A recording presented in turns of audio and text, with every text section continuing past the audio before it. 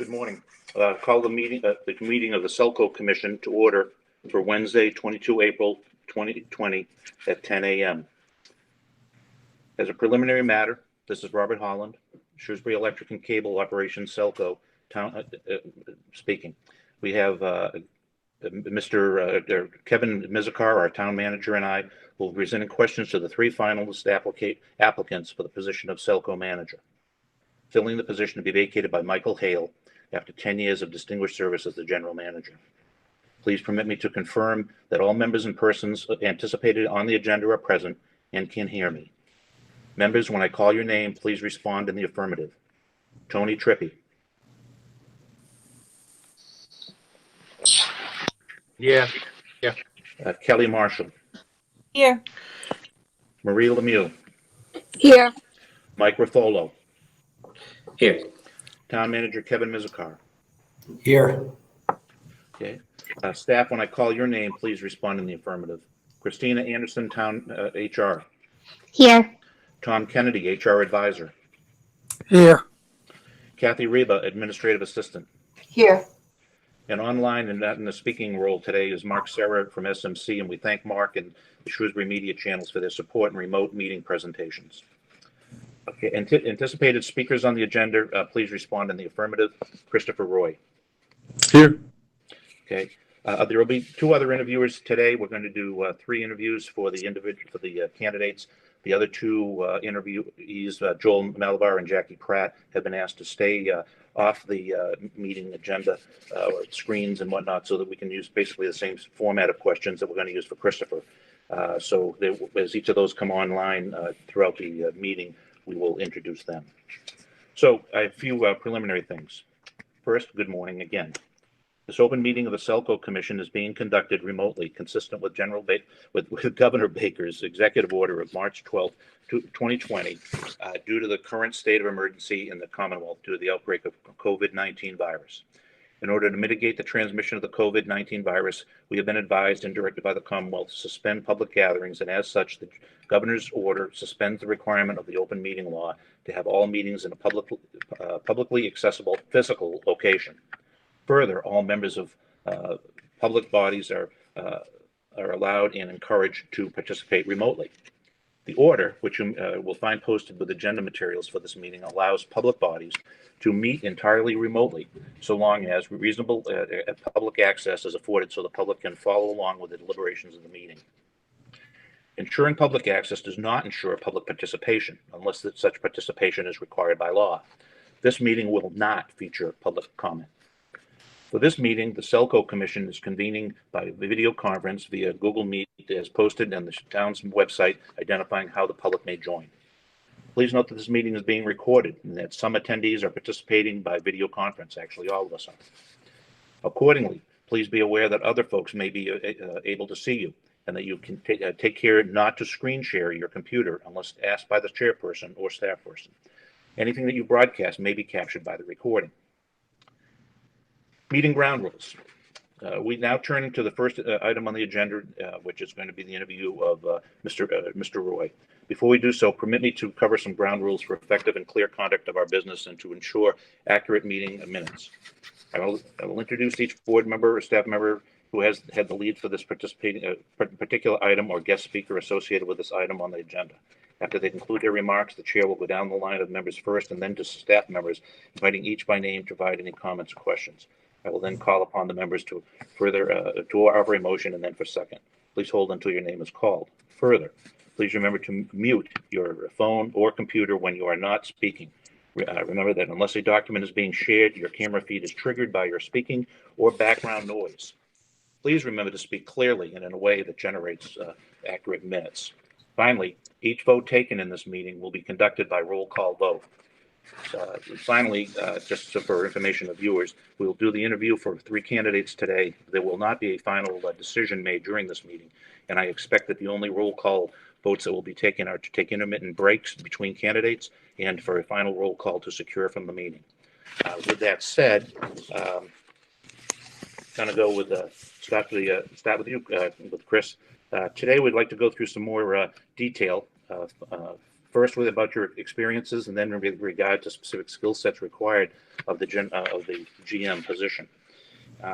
In your case, based on conversations that we've had, in previous interviews, is that you have implemented fiber in 2 separate towns already. What do you bring to SELCO to ensure a seamless deployment of the $30 million FTTH fiber to the home project in Shrewsbury? The floor is yours. All right, thank you very much. Great question. So I think similar to really any project, I certainly bring lessons learned. I would say that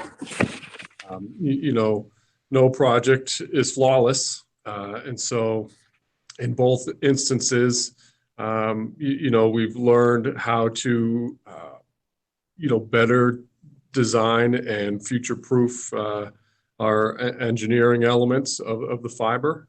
We certainly learned that through my first role in Concord, and we have since then now applied that as we are in the early stages here in Belmont.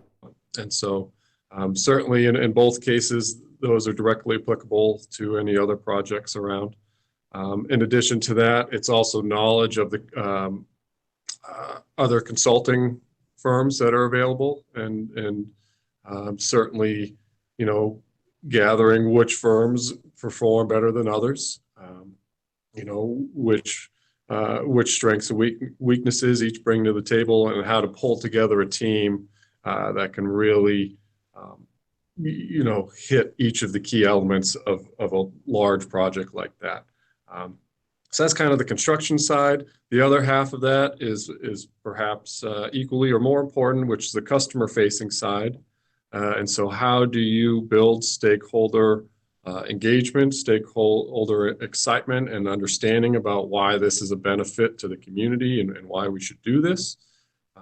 And so, through, and that's an interesting one because each town obviously has their unique characteristics. And so, that one is kind of a rolling lessons learned, and certainly with the Concord approach, it was amazing. And as my first project involvement, it was really interesting in how much excitement there really was. Same thing as we're in the early stages in Belmont.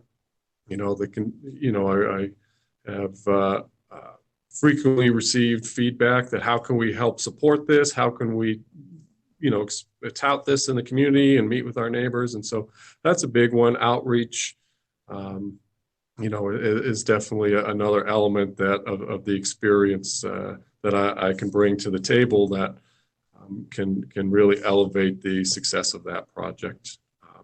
And then the third one is seeing the finances. And so that goes without saying. Okay, well, I apologize for jumping on the first question so rapidly because we failed to allow you to introduce yourself to the viewing public. They may know the other 2 folks that are going to be interviewed today because they're local. Let's take a time out here, and can you give us just a quick synopsis of yourself what you'd like people in Shrewsbury to know? Absolutely. All right. So as we know now, my name is Chris Roy. So I'm currently the general manager here in Belmont. And prior to that, I was at another municipal utility in Concord, and I'd say one of the strengths that I try and highlight for folks is my deep passion for public power, and I'm really excited to be involved in spreading the real benefits that I see it brings to communities across Massachusetts and beyond. I'm involved in some national associations that again tout public power on a larger scale as well, and so this is a really exciting opportunity, I think, to bring that enthusiasm to Shrewsbury and build on what already is highly successful. Well, great, thanks a lot, and I'm sorry for jumping ahead on that one. But as the second part of the question is to getting you into the swing of things, is the Shrewsbury community, including the commissioners, view the employees of SELCO as our #1 strength. Nice. With all the challenges facing you as a new GM for SELCO, how will you how will you go about getting to know your staff, especially with this pandemic? Yes, so that's a great question, as you say, especially in this environment. Well, I'll say, I mean, that's certainly fresh. I've been going through that process here in Belmont, but kind of one of the things to bring forward from the last interview is that's really great to hear. I think no matter what, everyone has something to contribute, and I consider myself a lifelong learner, and so meeting people and learning about how they do things and things that I could help develop myself. That's really exciting. And so how to do that also, in a remote environment, I think is certainly more challenging than being able just to walk around the office. But certainly, I think there's enough mechanisms and tools out there like Google platforms to continue to do that. It's less personable, obviously, because you're looking at a screen instead. But I think that's a truly key component to a transition at your highest levels of leadership. Is making sure you come in and learn the operation and understand that things are going successfully, and keep an open mind, and then see if there are any adjustments or things that could be modified. Obviously do that in an open-minded and respectful way. And so I think that's a really important point to this form, this position and this recruitment. Okay, Kevin. Great. Good morning, Chris. Thanks for your time again today. My first question for you is, assuming you're the general manager of SELCO, it's midnight during a winter storm and the internet goes down in 3 areas of town. What do you do? All right. Well, that one for sure. I mean, if this is in the early stages of my employment, back to that prior question, I certainly would have to leverage the expertise of the team. Having watched, I think perhaps it was the first record meeting, and Joel's presentation about the cable challenges. He came across very knowledgeable, and so that's where the key component is keeping an open mind, understanding the team has done this before. And so I think a big role, especially as a new GM, is to understand, well, what can I do to help you? How can I help you be successful and get through this and find that role? I mean, obviously managing the communication end of things and making sure there's a leadership presence and an understanding of what process we're going through, and so people know what to expect, and and how to perhaps adjust their daily lives if needed, and also making sure that the other key stakeholders are in the loop as well, whether that be the commission or town officials such as yourself. That's another key component. And so being mindful, again, back to that prior question, that the team is highly skilled and has done this before. It's really, especially in the early days, understanding how I can help them continue to be successful and break down any barriers they might encounter. Thank you.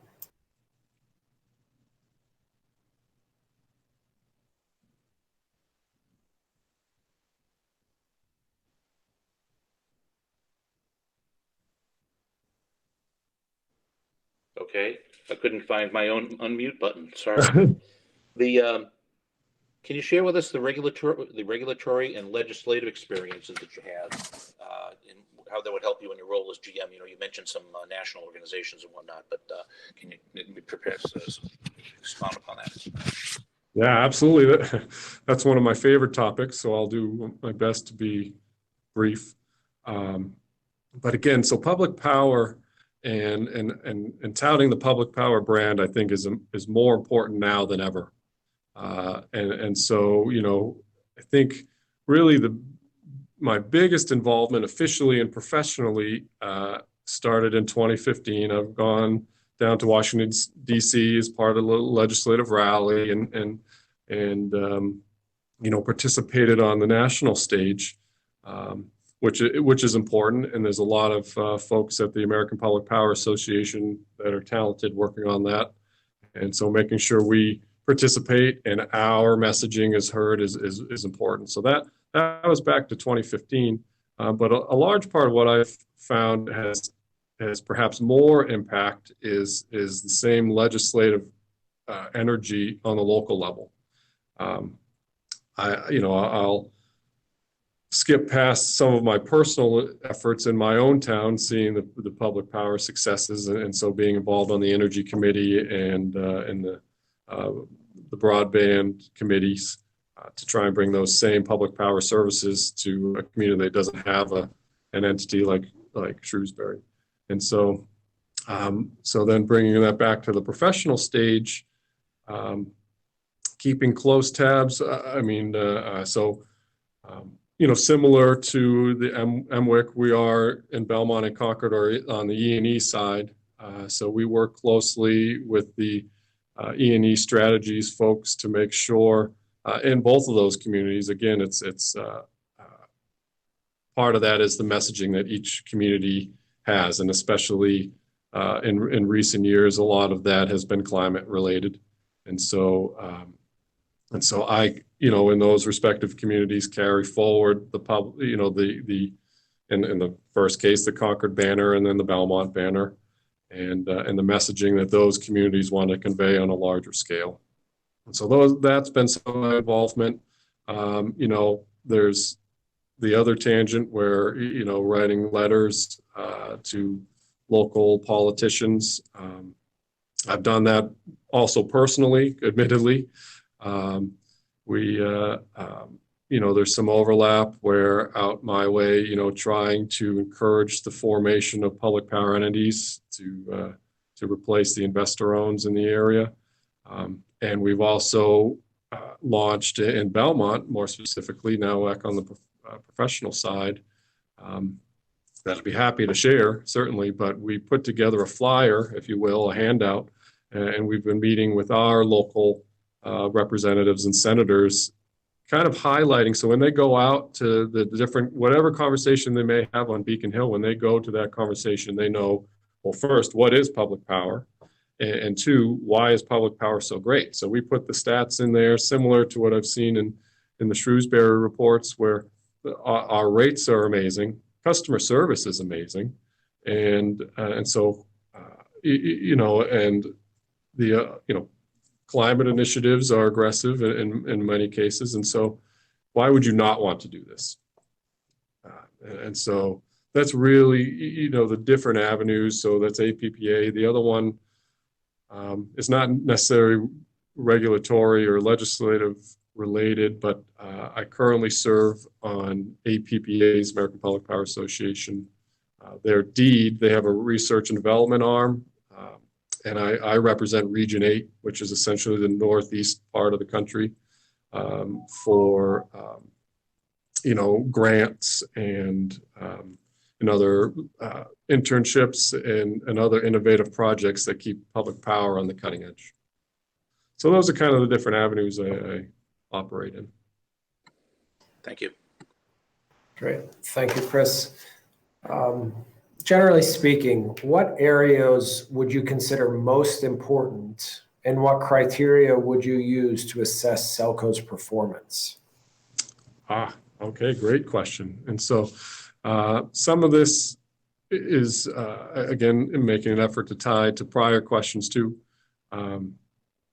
These are elements that we have discussed through our various strategic planning processes that I've been involved with. And so, I have looked at Shrewsbury's, for the electric side, the DPU reports. I've looked at the annual reports. And so, some of the, obviously there's the usual revenue, expense, categories that can be analyzed. But, to make that more official, some of the studies we've done as of late here in Belmont as well, debt coverage ratios and other, financial metrics, or, bond ratings, to name a few off the top of my head that, that are your typical indicators of financial health and are good to be able to report on for both, obviously, the commission and the community to understand how we're doing. So those are the high-level financial elements. And then the other one, there's especially, again, this is a really dynamic time to be in the industry. And admittedly, I'm not as familiar with this, especially, as a outside candidate, but workforce turnover, retirements have been a big, big issue with utilities. And so another one would be, I noticed in the 2018 annual report, though, it looks like everyone was fully staffed. So that's very positive. But another one is identifying key positions that are at risk. Sounds negative, but have the potential to retire or, have institutional knowledge disappear in short order. So that'd be another less official than, debt coverage ratios and income statements and such. But I think from an internal perspective, understanding where some of the opportunities are to make sure we're planning for the future and looking at the long-term succession plan for not only each role, but especially also critical roles and leadership roles. Thank you. Chris, the SELCO General Manager reports to the 5 commissioners that we met today in the previous interviews, but also face the faces of SELCO to Shrewsbury's. You are going to be the face of SELCO to Shrewsbury's municipal government, its selectmen and their constituents, town meeting members, and the Shrewsbury town management team. Do you have experience working within this type of construct of selectmen and an elected town meeting regime? That you just described exactly how Belmont is today. And so I regularly engage with town meeting members, to a daily basis would be an exaggeration, but frequently. And certainly, especially in the current state of affairs, participating with all town officials, and we have a town administrator, so working with her closely, absolutely. Board members, I've had quite a few phone calls recently with them. So that is basically a description of my daily life as it is today. Okay. So because part of the follow-on was to see what the challenges and opportunities of working in this construct, but really, have you been able to speak in front of town meeting? Do you go to the selectmen's meetings and give presentations for your Belmont power? Absolutely, presentations. Even outside the community, I've presented at NEPA conferences. I spoke at career conferences. Even most recent one was a smaller group, but an regional IT group about broadband initiatives. So public speaking engagements are something I do regularly. Many community groups, to highlight a lot of our initiatives. Again, some of these are climate related. We're focusing a lot here in Belmont on strategic electrification. So a lot of them are educational and just highlighting the programs that are available to the community and why they should participate. So yes, but, not only town meeting, but also anything in between and external organizations as well. Okay, thank you. Thanks, Chris. How do you tend to manage your direct reports, or what is your management approach? Sure. So I'm a big proponent of empowerment. I think, especially with, proper recruiting, it's folks have a lot to bring to the table. And I look at it as very much of a coach versus a boss. I try and coach people to better themselves. This is a big topic also for me personally, because one of the big initiatives that I've tried to bring forward throughout my entire career is leadership training. One of my views is no matter what role you play in an organization, whether you're an apprentice or the GM, everyone has a leadership role to play. The responsibilities and the complexities of that vary, obviously, depending on the position. But more specifically to your question about direct reports, I look at that as that's that next tier. So they need to understand that I am fully supportive of of helping them achieve their goals.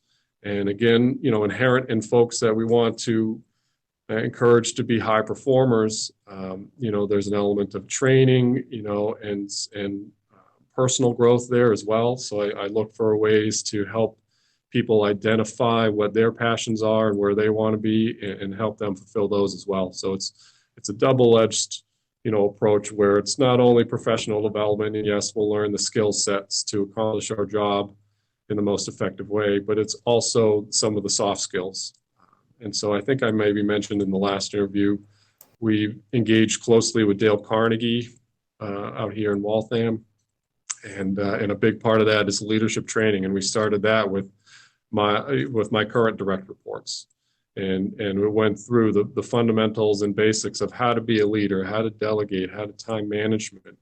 And that introduces another element of self-awareness, because the other thing with folks, as I think I mentioned also in the prior interview, is with performance evaluations, one of my asks for them is to take these same concepts that I'm asking them to adhere to and understand, but also pass that to their direct reports. So you get this trickle-down effect throughout the organization of values and conduct that I think will elevates the whole organization. Great. Thank you very much. Okay, Chris, what would you see as an important performance metrics for the general manager? Okay. I think perhaps number one is to assure that the activities of the organization, SELCO in this case, are aligning with what the community vision is. And so some of that I think is perhaps, a question for later, but, understanding, so what is that vision? And then what can the GM then identify as steps taken towards accomplishing that vision? And so, I've looked back at some of the prior meetings and looking, and seeing the top 3 issues raised by the latest customer survey.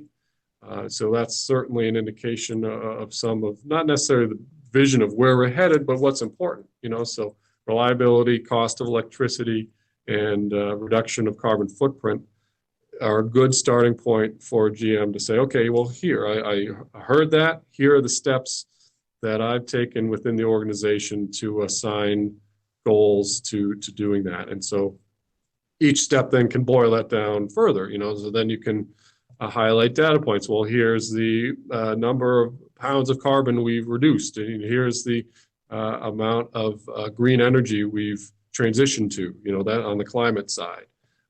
Rates, highlighted, and again, this is also to my bigger picture public power support, just, being able to show so clearly how competitive Shrewsbury's rates are. Just another metric. And so that can then be directly tied to alignment with what the community has identified as important to them. And then back to the prior question about direct reports, that's where the key for the general manager is to understand what that vision is, what's important to the community, and then assign appropriate goals and objectives to the direct reports and beyond. to make sure when we report out that we're reporting out favorably. Okay. Hey, thanks a lot. Mhm.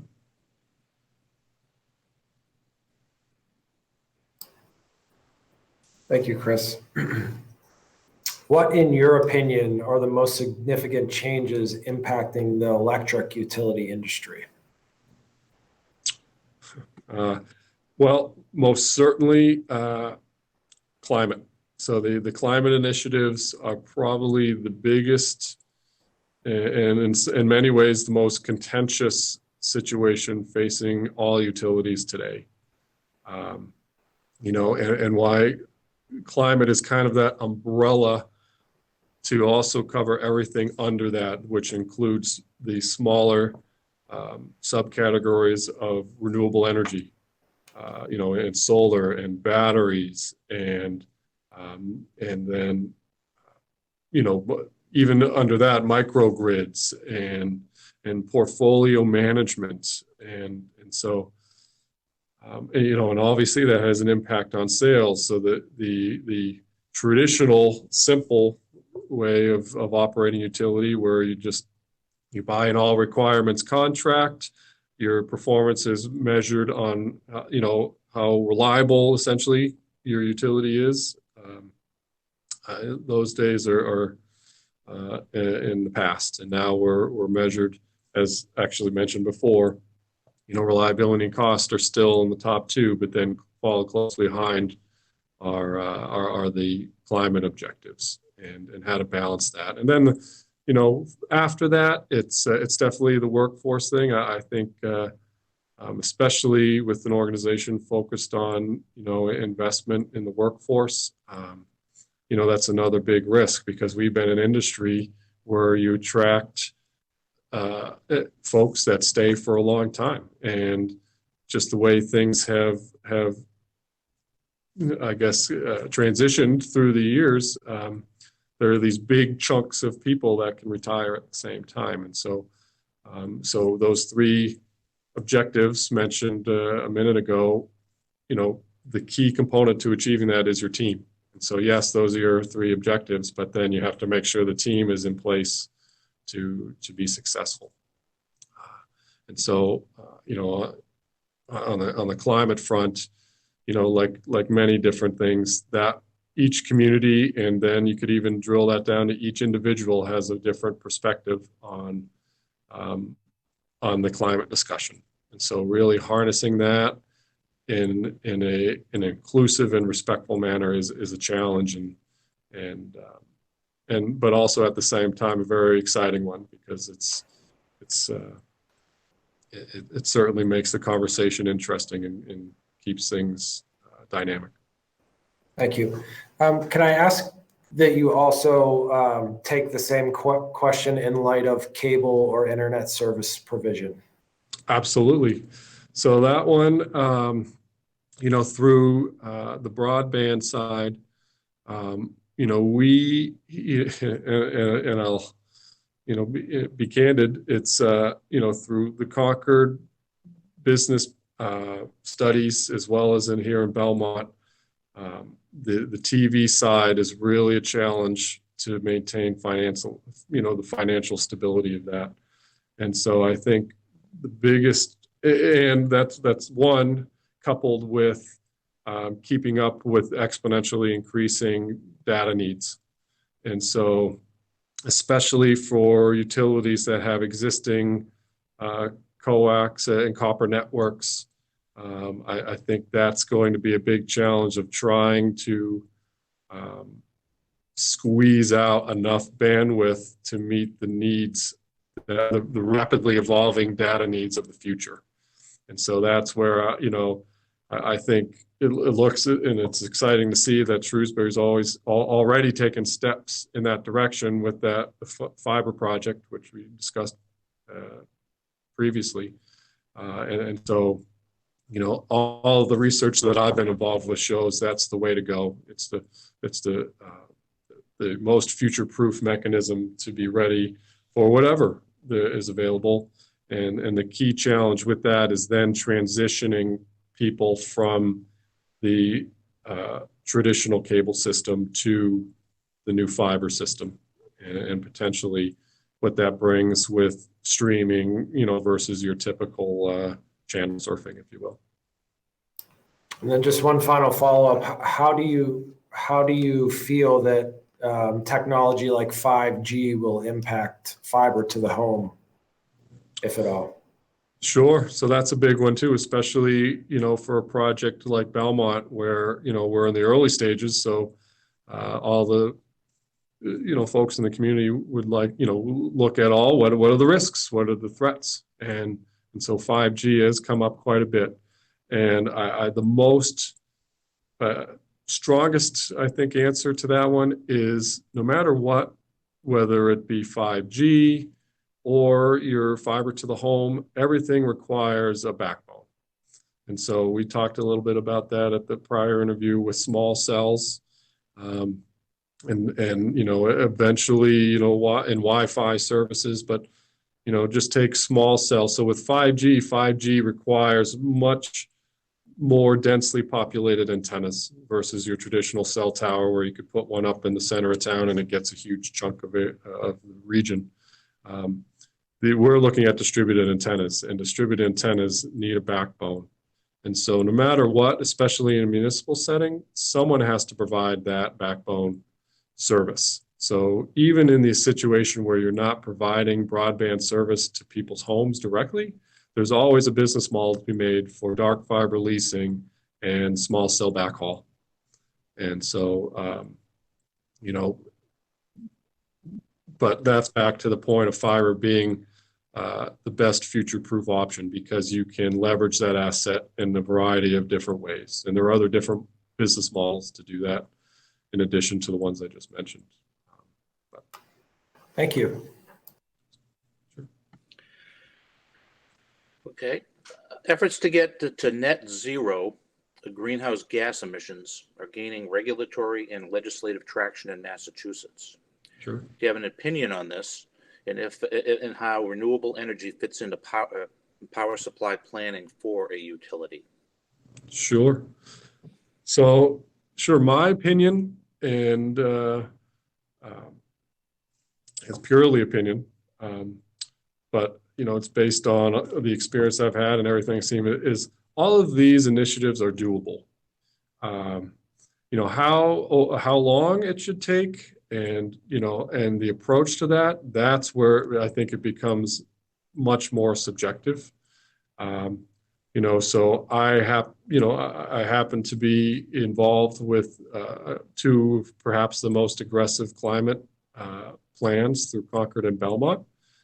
Just for instance, our current plan, for 2020, we're targeting 66% non-emitting, with 100% in 2022.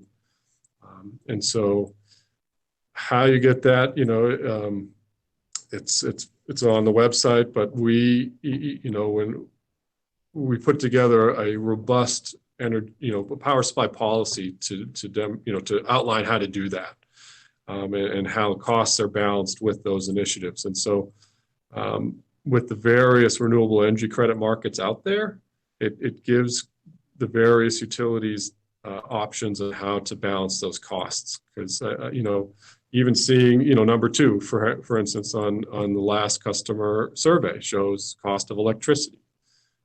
But number three is reducing carbon. And so that's where that strategy comes into place. So some communities, just as an example, some communities think that they want to pursue all of the class 1 RECs. And so those are your premium RECs for solar projects and wind projects, but also command the highest prices. There are others, there's a class 2 REC, and there are other RECs from other neighboring states that, are associated with hydro or other projects that are, much less expensive, if you will, but are associated with other renewable technologies that, that people, have different opinions on how renewable they might be. And nuclear energy is certainly in that conversation as well. And so, So I think that my short answer is it's absolutely doable. I just think the key component to that conversation is understanding and coming to a consensus on what's the proper mix of renewable technologies to balance the climate objectives with the financial impact they could have. Have you installed any battery backups in Concord or Belmont? That you hit my one technology that I have not yet been able to install. We have a project planned here in Belmont. We have one remaining parcel that has open space available. And so we've done several different pricing models to look at how we could deploy batteries. So that is something on our very near-term project plan. But the short answer is, at this time, for utility scale projects, I have not. We've been involved with trying to incorporate residential scale, but that's more into the distributed generation policymaking and how we treat it like a solar array. Yeah, I'm going off of kind of our given sheet here just to go a little bit further on the electrical side, but but besides batteries, have you also been involved at all with Concord and/or Belmont with electric vehicles and/or charging stations, or the whole effort here to electrify the community?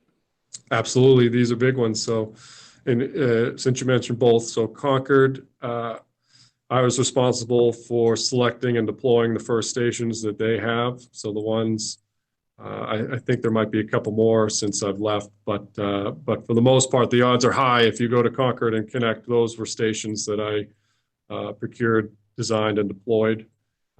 So then here in Belmont, there were existing stations when I came on board. But again, in fact, for our board meeting on this coming Monday, an EV charging rate is up for discussion. And so a big initiative here in Belmont, same as Concord, is strategic electrification. And one of the unique things, perhaps different between the two communities I've been involved with, is that Belmont is very urban. And so we have a high population of renters and that may not have access to a driveway for private charging and such. And so one of the interesting questions, which really, even we have some connections to MIT here, there really isn't an answer to that yet. And so public charging is kind of in that discussion arena where if you necessarily don't have a driveway or private or off-street type of space to install a charger, what role does public charging play in that? And so it's very much on the forefront of our conversations today. And so I've worked on that quite a bit. Thank you. Thanks, Chris. You've addressed a little bit in a prior question of mine, but where do you see the cable ecosystem in 5 years? And what do you see as the priority areas for SELCO to address this proactively? Sure. So again, some of this is opinion, but it seems consistent with others where 5 years from now, I think the most important thing is to transition to fiber. Fiber is the way of the future for data transmission. I guess I would be biased, but certainly with the Concord approach as well, when we looked at that, we really were kind of forecasting that over time, 5 years might be a little soon, but that's arguable where people are really going to be transitioning to streaming services. And so the key really is to in the short term, get the fiber. And then that even would have been my answer several months ago. But then you throw this COVID environment on top of that and how that's shaping the workforce, perhaps forever. That even, I think, accelerates the need for that fiber transition, in some capacity. Obviously, in strategic ways, having seen the presentation, making sure the proper nodes are addressed first, that's one. But I think the most concise answer to that is its transition to the fiber network and looking at how we can help educate the community on how they can maximize that service and I guess adjust to a potentially different viewing environment. Thank you. Sure. So on that, staying on that same question, how about in Concord? Did you completely go to fiber in Concord? Or do you have cable? Or did you have cable, or do you have separate contractor? So the decision was made to focus on broadband only. We, through research, decided that the TV side was really just too complicated. And again, kind of moving forward with the fact that we think streaming will really take over, especially as the sports networks start to get, I guess maybe forced into the new viewing environment. So we started with that, and then the other one kind of in the middle with that was phone. And so there wasn't consensus on that, but there were some supporters of adding a phone service because at the time the Calyx devices, it was relatively easy to add a phone component to the routers to manage that. But on the flip side, similar to the streaming with TV services, with the Vonages and others out there, having people just subscribe to a data-based phone service, was the counter argument to that. And so ultimately, at the end of the day, we decided let's focus on broadband only. The demand was very high for it, so there really wasn't a need to expand the business case. It was already hard enough to keep up with the number of installation requests.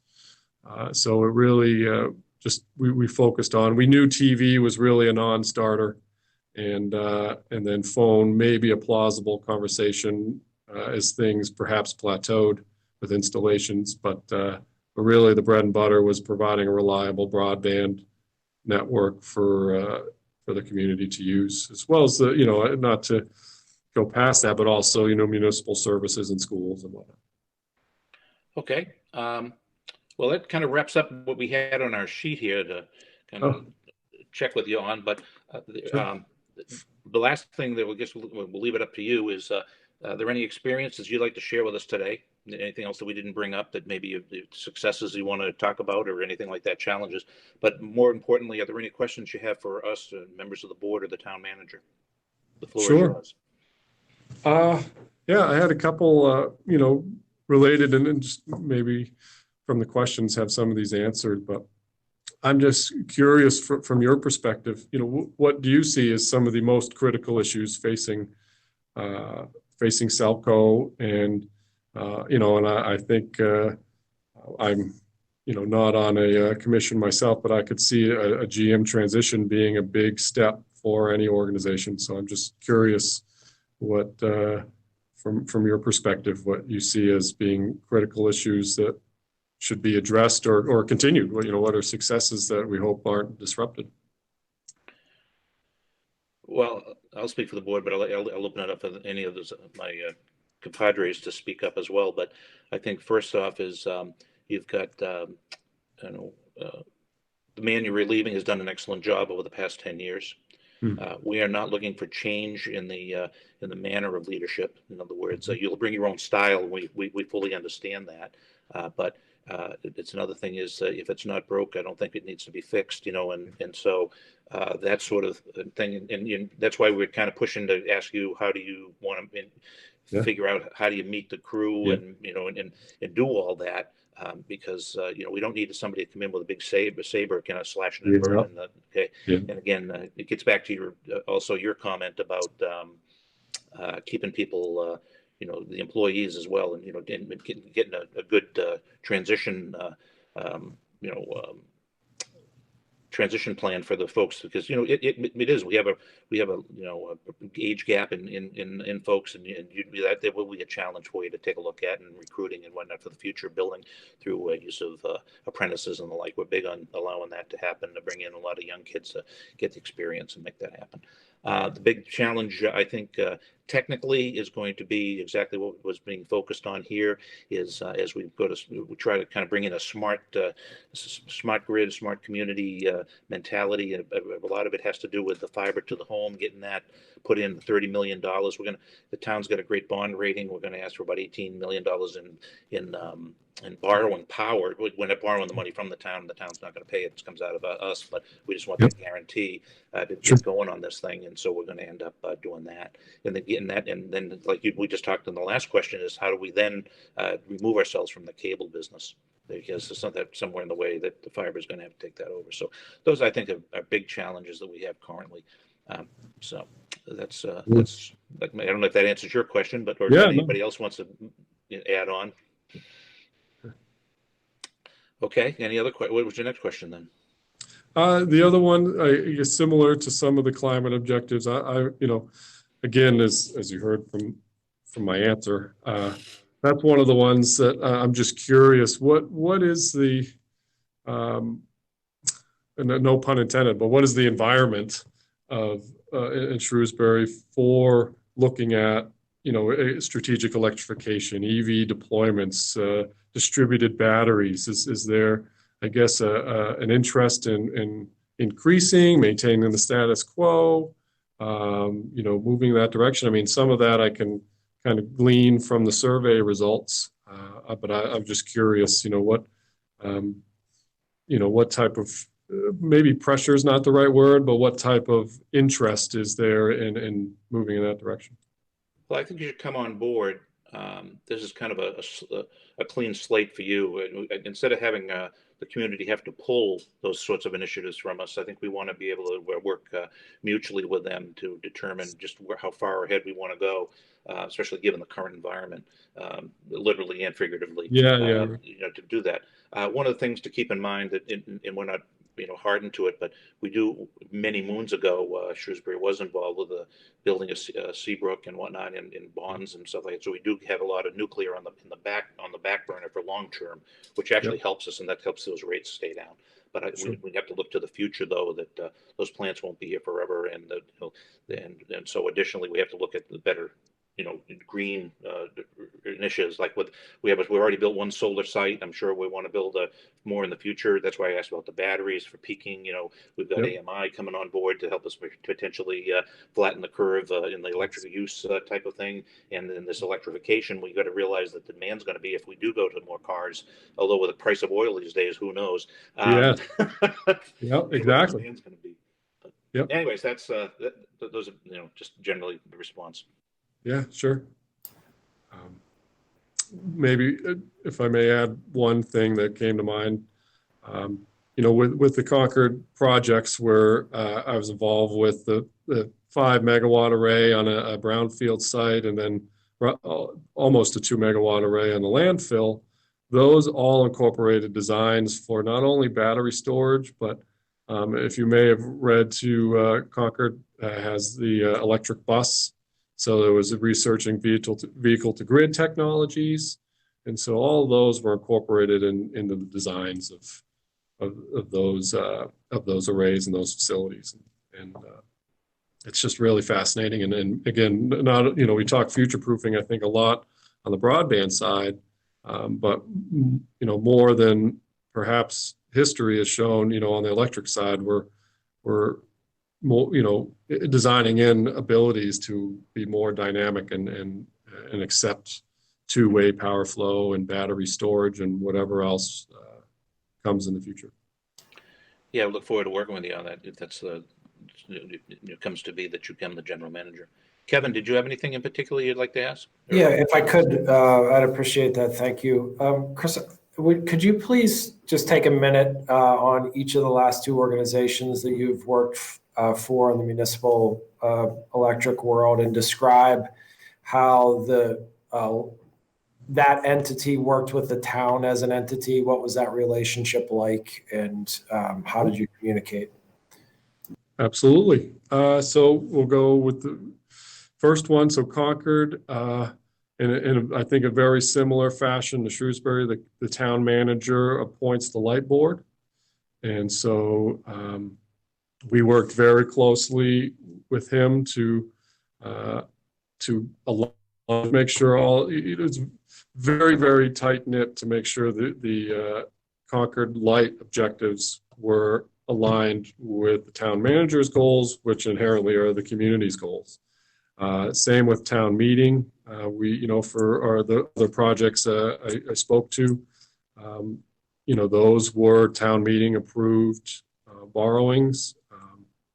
And so all of that, weekly town leadership team meetings, participating in those.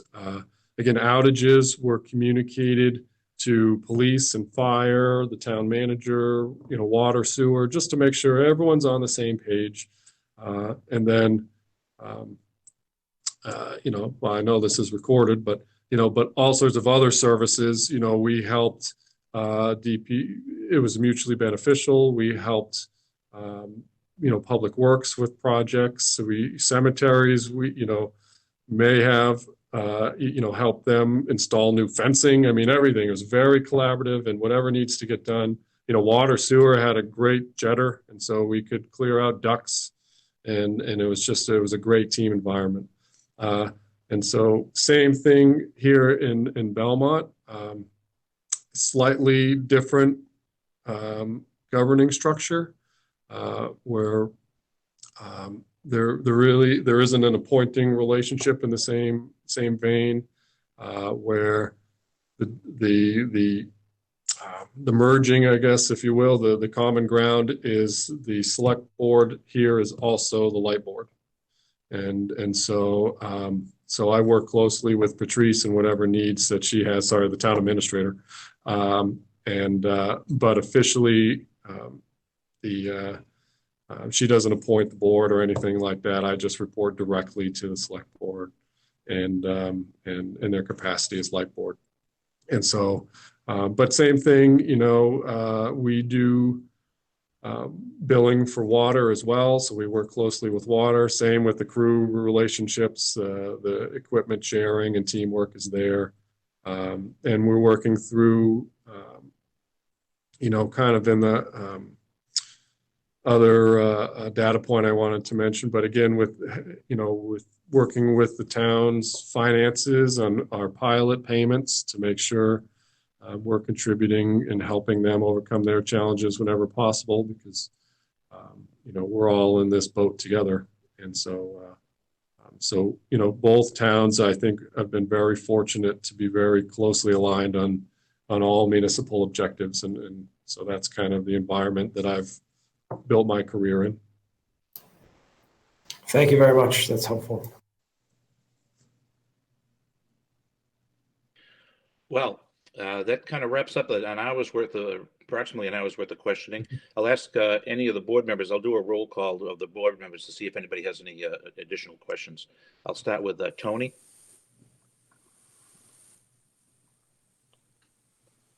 No, I don't have any others. Thank you. Thank you very much. Mike? No, I just want to say, Chris, absolutely fun to meet you and get to learn more about you. It's been really interesting interviews. I think you've done a great job. I appreciate it. Thank you very much. Kelly? Again, thank you, and I have no questions. Maria? Yes, thank you, Chris, and no, I don't have any more questions. Okay. Kevin? Anything else to add, or should we move to adjourn momentarily? I don't have anything further, Bob. Thank you, Chris, for your time. We appreciate your conversation with us today. Well, thank you. Thanks for having me. Okay, Chris, just as a way ahead, we're trying to set up an eventual another open meeting of the commission for next week. You won't be invited, but we will make it hopefully make a determination as to out of the 3 interviewees today who we would like to propose as the next general manager. But that we expect, we're trying to get that meeting on Wednesday of next week, just for your own edification. Okay, got it. Okay, thank you, folks. We have the next interview starts at 11:15. And I would like to entertain a motion to temporarily adjourn until such time and re-engage at 11:15. Do I have a motion? Yes. Motion to adjourn. Okay. Second? Second. Okay. I'll do a roll call vote to adjourn to come back into session at 11:15. Tony? Yes. Kelly? Yes. Maria? Yes. And Mike? Yes. Okay, thank you all. We will come back in session at 11:15. Okay, it's 11:15, and we're back in session. Hello, Jackie. I'm going to take a roll call of the board commissioners to make sure they're all back from the break. Tony? Yeah, present. Okay. Maria? Here. Kelly? Here. Mike? Here. Okay, and then Kevin? I'm here. Okay, great. And let's see, we also, Jackie, just for your information, as you probably see on your screen, we also have Tom Kennedy is in attendance as one of our HR folks, and Christina Anderson also for HR, and Kathy Reba is helping on the recording. Mark Serra is working for SMC. With that said, Jackie, it's a pleasure to have you back for a second interview. And before I get started, because I messed up the last interview, how about giving us a little bit about yourself? Sure. So I've been with SELCO for about 16 years, a little bit more. Originally joined as the website administrator for SELCO in the town. And, I've been a marketing manager since I think around 2006. And in 2011, we joined the marketing and customer service departments together. So it's been great. I get to oversee a lot of the business functions of our organization, marketing, customer service, billing, collections, do a lot of the programming negotiations, oversee energy efficiency programs. I serve and represent SELCO on a number of boards, both on the electric and cable side as well. So I'm happy to have this opportunity. I think this fits really well with kind of my background and what I've been doing here at SELCO already. Okay, great. Well, we're glad to have you. Obviously, we think the world of you. We wouldn't have had you back. But let's get down to some questions for the second round here. It'll go back and forth, much like the previous interviews. I'll ask a question or two, and then Kevin Mizikar, town manager, will also ask a question.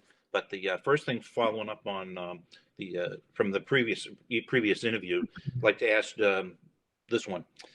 You've been a front office manager, as you stated, for your SELCO career. How do you prepare to oversee operations in electrical, cable, and internet arenas and make your presence better known on the deck plate? Sure. So I think I have a really good working day-to-day interface with all of those departments, maybe less so with the field technicians on the electric side, the linemen and such. But, I do have interactions with them and familiarity with them through, for example, our open house program that we do with the fourth graders. I spend some time down there at the service area during that event each year, and I get to know each of them. In terms of what I would have to change and do differently, I think I've been really integrated on both the electric and cable side, because every single day I do business on both of those sides, right? I'm constantly working with the different industry organizations, staying abreast of trends, technology changes, legislation, regulatory issues. And I think I'm in a really good position to step into that role. In terms of working with the other managers, we all communicate very frequently and really well, I think. So I don't think that'll be an issue. Okay.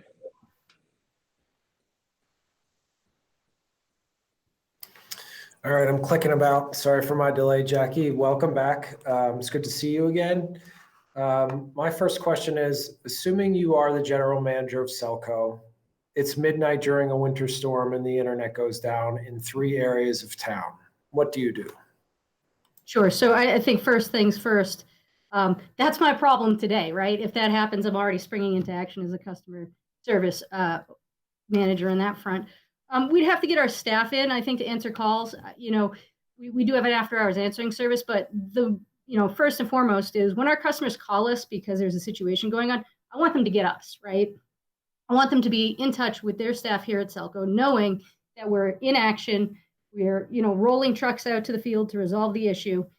We've got, in this case, staff in the head end trying to analyze what went wrong and where.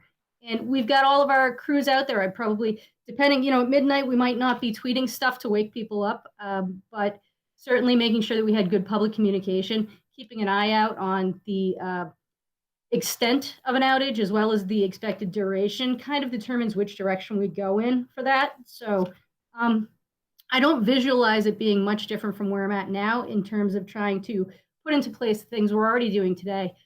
My role might be a little bit different in that I would now become the conduit between the office staff and field staff to kind of keep everybody updated on what's happening. Great. Thank you very much. Okay. How about sharing with us regulatory and legislative experience that you have and how that's going to help you in your role as a GM? Sure. So, on the MWIC side of the business, we're pretty engaged with MWIC, and they've got a pretty good eye on what we need. Who's MWIC for the viewing public? Yeah, MWIC, the Massachusetts Municipal Wholesale Electric Company. Okay. And they do a lot of our power purchasing contracts. They also represent, I think 17 might be the number of municipal utilities that are in that pool. They keep us up to date on changes in regulatory requirements. For example, we have new reporting requirements for residential energy efficiency programs, which we're working to get up to speed on to make sure we're meeting those requirements. On the cable side, I'm very engaged with the American Cable Association. Matt Polka, who's the CEO over there, he and I are in regular communication. I know a lot of the staff over there. They send out great regulatory updates, legislative updates, and there's a lot of back and forth communication. I'm pretty confident that I know what's on the horizon on that front. On the electric side, I'm very engaged with NEPA as well as MEME and even the APA, less so, which is, let's go over those. NEPA, NEPA is the Northeast Public Power Association. MEME is the Municipal Electric Association of Massachusetts. APPA is the American Public Power Association. So, on all of those regulatory and legislative fronts, we're getting constant updates on that. And, staying in touch with other municipal utilities, particularly here in Massachusetts, helps me stay on top of what's happening. Okay. Do you travel to any of these meetings at all? Yeah, definitely. Okay. So I'm currently, for some perspective, I'm currently the chair of the HELPS program. More acronyms. We love acronyms in our utility industry. HELPS is the Home Energy Loss Prevention Service. It's our residential energy efficiency program. So I attend those meetings regularly. I'm on the Communications and Energy Services Committee for MEME, which is the Municipal Electric Association of Massachusetts. I'm on the Education and Training Committee for NEPA. So we're guiding all of our training, whether it be field technician training, substation, metering, lineman training, as well as the office skills, rate design, customer service, everything. On the NCTC side, which is the National Cable Television Co-op, I'm currently the Northeast representative for Region 7. It's Maine to Maryland is the range, and it's representing independent cable operators with 50,000 or fewer subscribers. So, I get around quite a bit to committee meetings, but I also, I also attend conferences.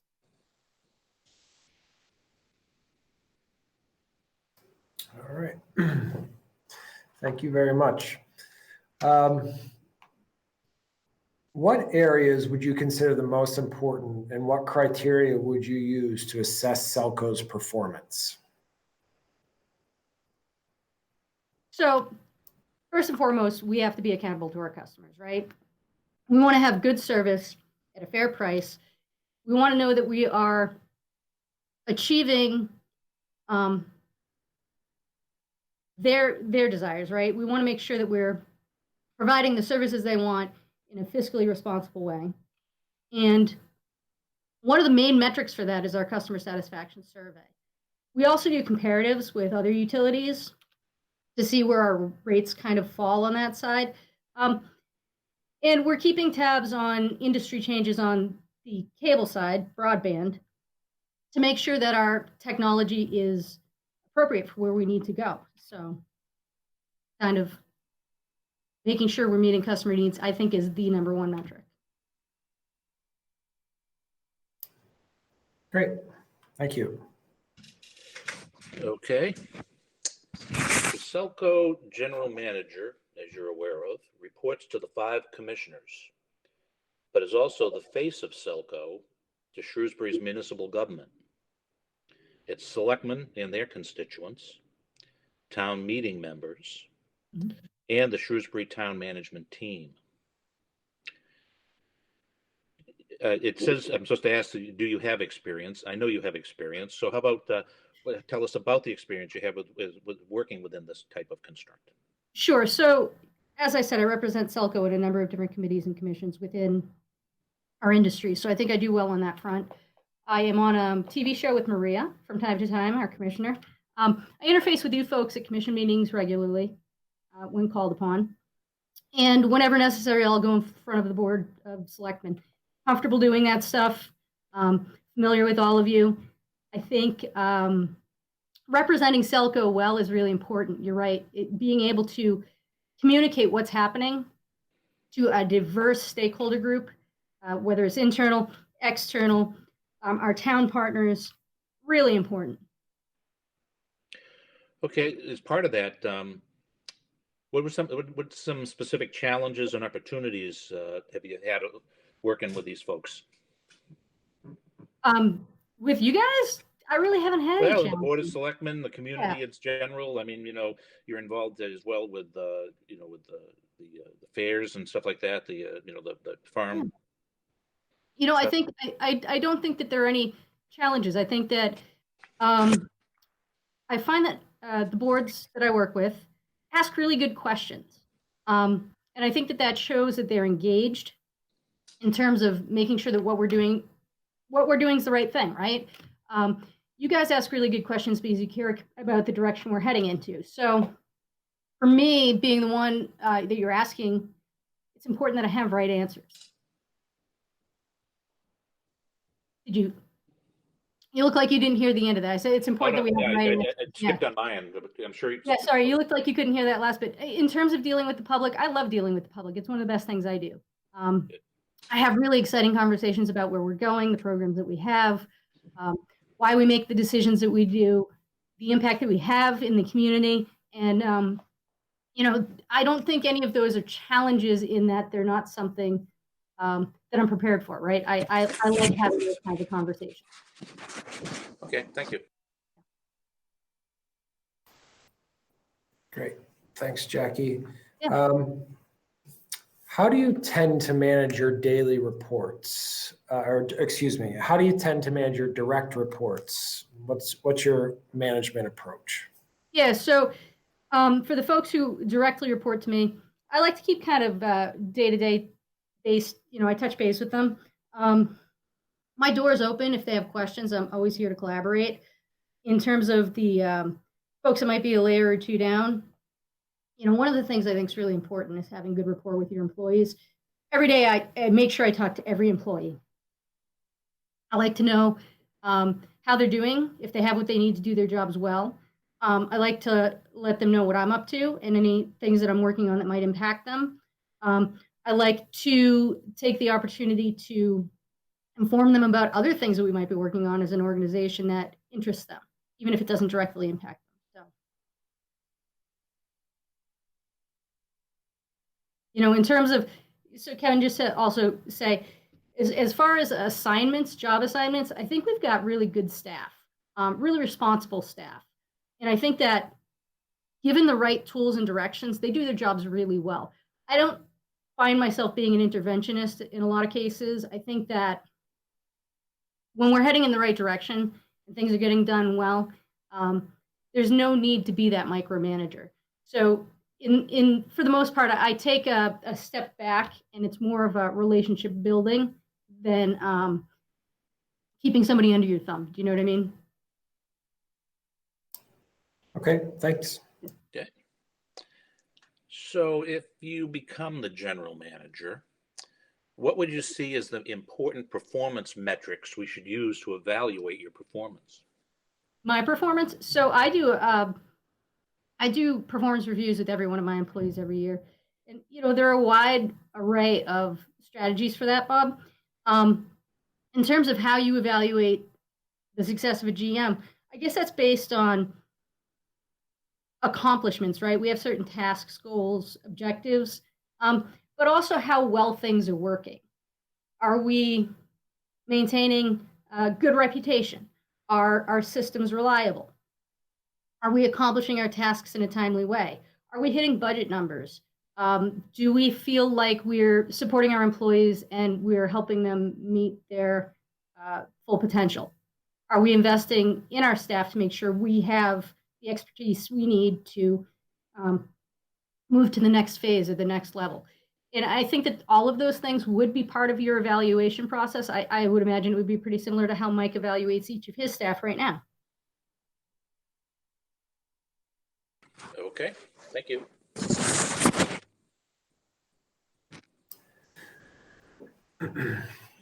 Thanks, Jackie. What, in your opinion, are the most significant challenges impacting the electric utility industry? Yeah, we've got a lot of things going on in the electric side. So we have some legislation that's going to probably be pushing us to a net zero greenhouse gas emissions by 2050. So that's going to change the face of the electric market, right? We're going to need more renewables to come online, more carbon-free resources to come online, and we're going to be shifting our approach on that front. With the deployment of AMI within our system, it puts us in a good position. AMI helps improve the efficiencies that we're seeing on the operations side, but it also gives us better insight into the engineering side of the electric business, where we can actually best support our customers by understanding their actual consumption and needs and right sizing the system for that. Time of use rates are likely to come down the line as we hit, these mile markers, and we see a greater push nationally and in the Commonwealth for what we call electrification, right? It's shifting from fossil fuels to electricity for your transportation, for home heating and cooling. We're going to see increased instances of distributed generation, whether that's battery or solar. The AMI deployment is going to help us manage those changes. And with the challenges we're going to see through electrification and through this zero carbon approach, our load's going to change. People are going to be using electricity in different ways at different times.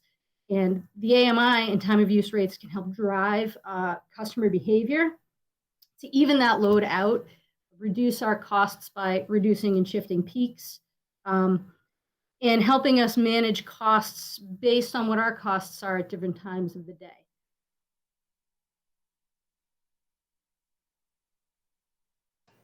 Thank you. What, one of the things that. Sorry. I'm sorry. Oh, yeah, go ahead. I forgot this is a multi-part question. Sure, yeah. I apologize. Can you provide within the same context, what, in your opinion, is the most significant challenge impacting the cable and internet service side industry? Yeah, so it's definitely a shift away from the traditional cable model, right? I mentioned to you guys in the last interview, we are primarily a broadband business. And with the changes that we've seen come down the pike on that end, the programming cost increases that have really been driving people away from cable, substitute programming through things like over-the-top Hulu or Netflix or Sling TV, YouTube TV. It's a shifting dynamic, and it's a combination between price and technology that's driving that. On our end, as a bandwidth provider, is really what we are for broadband. We need to be alert to how our bandwidth needs are going to grow and change. with the pandemic, we've seen a lot more people working and learning from home. And I think that shift is going to continue even after the end of this. So for us individually, it's that move to fiber to the home, providing that reliable, symmetrical service that our customers need to do business, to learn, to connect with family and friends, to access their favorite content.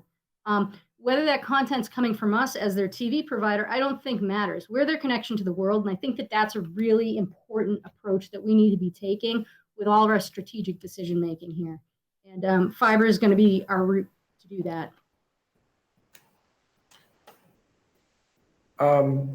So how will 5G or how could 5G impact this? Yeah, so 5G is definitely the biggest competitive threat. I think it's really important for us with time to market on fiber to the home. 5G has its limitations, right? There are sort of 3 bands within 5G. There's the low band, which is more similar to what you see right now for 4G for data transfer rates. Then there's a mid band, which is in that 100 to 400 meg per second transfer, which is similar to like our silver, gold, platinum packaging that we have today. And then they have this millimeter wave band that we're working on. It's really high frequency. And in 5G, that's where you get to the 1 to 2 gig. But there are certain challenges with 5G on that front, right? First of all, millimeter waves have a shorter range than even microwaves. And that requires a lot of density in terms of the cells and cell placement.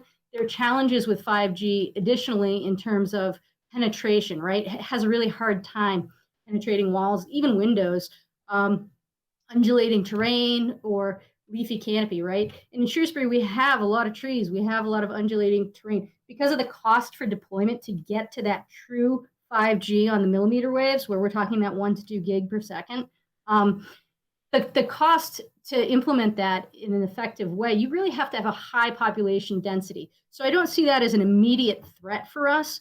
While they may deploy some form of 5G, I think it'd be that less true version where we're talking more of that mid-band 100 to 400, which is more, like I said, of a direct competition with our current broadband packages. As we move to fiber to the home, we're going to be able to reevaluate the types of packages that we're offering and increase the upstream so that we have full symmetrical packages. And I think with the reliability of that wired fiber connection versus something that we know has technical challenges, at least in its current iteration, I think that we come out the winner every time. It's really important on time to market, because if 5G does get out ahead of us and we have challenges and drag our feet on deploying the fiber to the home project that we're working on, hopefully begin construction this summer, that's where we could have some erosion in the early days, and then winning those customers back, even though we would have the superior product, could be costly. It could be challenging for sure. It's our goal to give the best product to our customers that we can at a fair price. And I would hope that we would see that at the end of the day in any kind of competitive environment. Thank you. Yeah. All right. Let's see, where are we going on this? Let's see. Efforts to get to net zero, you've mentioned, greenhouse gas emissions, are gaining regulatory and legislative traction in Massachusetts. I'm sure you have an opinion on and how renewable energy fits into power supply planning for a utility. How would we start considering that? Sure. So we already right now, let me check my statistics here. I think we're at 36 to 40% of carbon-free power in our portfolio right now. And, that's meeting benchmarks. It's 36 to 44% carbon-free today, depending on how you measure it. And that's meeting benchmarks that are going to be laid out for us in future years. Those benchmarks are still a few years away. And we're already hitting that carbon-free mark that might be out 5 years from now. It's going to be our continued investment in long-term carbon-free contracts through MWIC, as well as our investment in projects like the landfill solar project. Sorry, my thing's on. Sorry, the radio's got me in the background there. So it's going to be continuing to invest in long-term carbon-free contracts. I think that there's some challenges in the way that carbon-free is being measured. When we talk about carbon-free resources, there are kind of 2 parts to each of these renewable generation sources. There's the actual energy that's being generated with no carbon output. And then there's the value of the renewable energy certificate or renewable energy credit, right? And those are traded on the market to offset carbon emissions in other areas. And so when we look at a project like the landfill solar project, what makes that affordable for us to invest in is the fact that we can get and recoup the value of those RECs and still be receiving carbon-free power. But when we're looking at our portfolio, the way you're able to count what matters in terms of what their goals are is presents different challenges to us. So we may need to reevaluate the REC component on some of the projects that we've invested in the past, or as we invest in the future, will we retain those rather than sell those as part of the project? And that certainly changes the economics on those kinds of projects. I would imagine that we're going to see some changes to overall the electric industry and the costs associated with power throughout Massachusetts and across the country. For us, we've always tended to have one of the lowest rates in the state compared to both other public power utilities and investor-owned utilities. And I could see rates changing and increasing as a result of this, but it would still be a goal to remain among the lowest and trying to do this the most efficient and effective way, respecting both financial and environmental responsibilities, meeting the goals set for us by the state, and making sure that we're making the best decisions we can. One of the advantages to being a public power utility versus an investor-owned utility is that we can enter into long-term contracts. We can own generation sources. And on that front, I think we have a lot of opportunity, and I think that we'll rely a lot on MWIC helping us to find good solutions to these problems as they come up.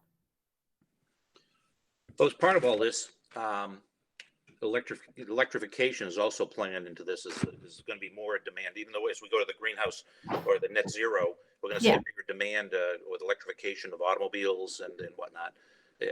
Despite the fact that oil is going to be dirt cheap, which we're going to have to compete against. But the issue is how do in your role as general manager, you see in the future the use of batteries, charging stations, and the like, and the establishment, or should we be involved in that? Or anyways, give us your thoughts on that. Sure. So I think that's an open question, right? I don't know if we become essentially a gas station in that we own a bunch of charging stations. I don't know if that's an appropriate role or an inappropriate role for a utility. I mean, certainly owning and having some public charging stations is not out of alignment with what other utilities are doing.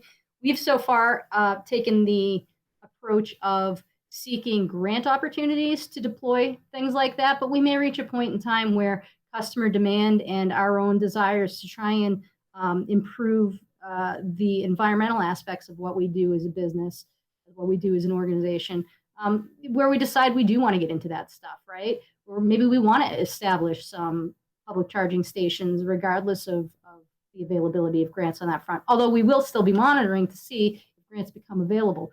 We're talking about battery storage. There's some interesting stuff going on. I believe Sterling has a battery storage project that they're working on. I think we can see that as a potential viable solution for utilities. For us, shifting load when the sun's shining, store that power, and unload it later overnight when the EVs are charged. Again, the time of use rates are going to play such a key role in helping us shape our load and shift customer behaviors so that we're not hitting these crazy peaks and costing ourselves and our customers excessive amounts when we could be changing our approach to when we're trying to incentivize people to charge or discharge, or we're getting customers to shift to ductless mini splits and heat pumps for home heating and cooling. Back in the 60s, we used to promote total electric living, and all of the new homes being built in Shrewsbury were, as the utility, encouraging folks to go that route. So it's not out of alignment with things that we've done in our history to encourage certain behaviors that align with the goals of the organization and our goals as a state and federally. Okay, thanks a lot. Yeah. Jackie, where do you see the cable ecosystem in 5 years? And what do you see as the priority areas for SELCO to address proactively? Yeah, video is a huge challenge, Kevin. I am in frequent touch with ACA regarding the retransmission consent rules and regulations. Just a little background on retransmission consent. I know probably a lot of you folks are familiar with it, Kevin, maybe less so. Retransmission consent is basically a result of the 1992 Cable Act, which enables local broadcast stations like ABC, CBS, NBC, or Fox at our local Boston affiliate level to opt into local cable operators to be on their lineup either as a must carry, which requires the cable operator to carry that channel, but then they can't charge us anything to do it. Or they opt into what's called retransmission consent. And we have to negotiate with these broadcasters to arrive at an agreement where they allow us to add their channel to our lineup. And there's a fee associated with that. You know, back at the beginning of this retransmission consent regime, cable operators were improving the signal of these broadcasters and delivering nice, clear signals to more eyeballs and increasing viewership. So the relationship was good between the broadcasters and the cable operators. It was a must-carry situation. There was no cost associated with it. But today, what's happened is the actual networks, ABC, NBC, CBS, Fox, have now shifted where they're seeking money through retransmission consent from their local affiliates. That would be like the WCVB or WBZ is the local affiliate for each of their respective national networks. And they've a lot of the time taken over the negotiations. So we're not dealing with Boston. We're dealing with corporate offices in New York on this stuff. And we're paying insane amounts of money for channels that are totally free over the air. That's a huge challenge, and that has to change. We're super involved with trying to get the ACA, and they're working hard on this to get some relief at the federal level on that. They've lobbied the FCC for changes to protect consumers, because what it is our customers are ending up paying for channels that don't cost anything if you have an antenna. There are 9 programming conglomerates that own 90% of the channels that we deal with and we put out over the air on our lineup. And if you want one channel, you got to buy 15 others. It's called channel bundling, and it's egregious. And the rates that they charge, because they know you're a captive audience as a cable operator, are absolutely nuts. Sports programming fees, you hear these great big huge deals for billions of dollars to carry different sports leagues, with these different networks that make these arrangements. And you think, wow, and NFL's worth that, or NBA's worth that. But you know what it is? You're paying for it. All of our customers, all of our subscribers are the ones who are paying for it, because it's trickle down. It comes right down to you. And these are all areas that are a huge factor in what the cable rates look like today. And because all of these different components are adding up to a higher and higher bill, we're seeing huge shifts in consumer behavior where they're leaving us. They're cutting the cord on the video side. They're increasing their internet packages because they're going to streaming. They're going to other less costly options. And this is all driven by the behavior of the programmers, whether it's through retransmission consent or the big conglomerates. I see that as a huge challenge. We have huge technical challenges. When we talk about our existing cable plant, we have our kind of legacy package. It's delivered over RF to set-top boxes. It's the traditional cable model. From a video perspective, if we do remain in the video business, and I'm not sure that we will, I think that may change over time as we see more and more migration to these over the top. It may become a moot point for us. But if we do remain in the video business, we need to come up with solutions to move to an IP delivery system rather than RF. RF over glass is what we're doing right now for our fiber to the home deployment in the Lakeway Commons area. And it's working on a small scale, but it's not sustainable on a large scale. So we do need to get to IP delivery, and that requires a lot of work on the technical end within our head end. We need to have an end user solution that works as well, something that's compatible with fiber. And that might be a bring your own device scenario where we're not providing cable boxes anymore, but we're providing essentially an app that rides on whatever you choose to install at your home. But I find that challenging because with the costs that we're seeing on the programming side, why is somebody going to buy our app to run on their Roku when they can go get Sling TV at a lower price?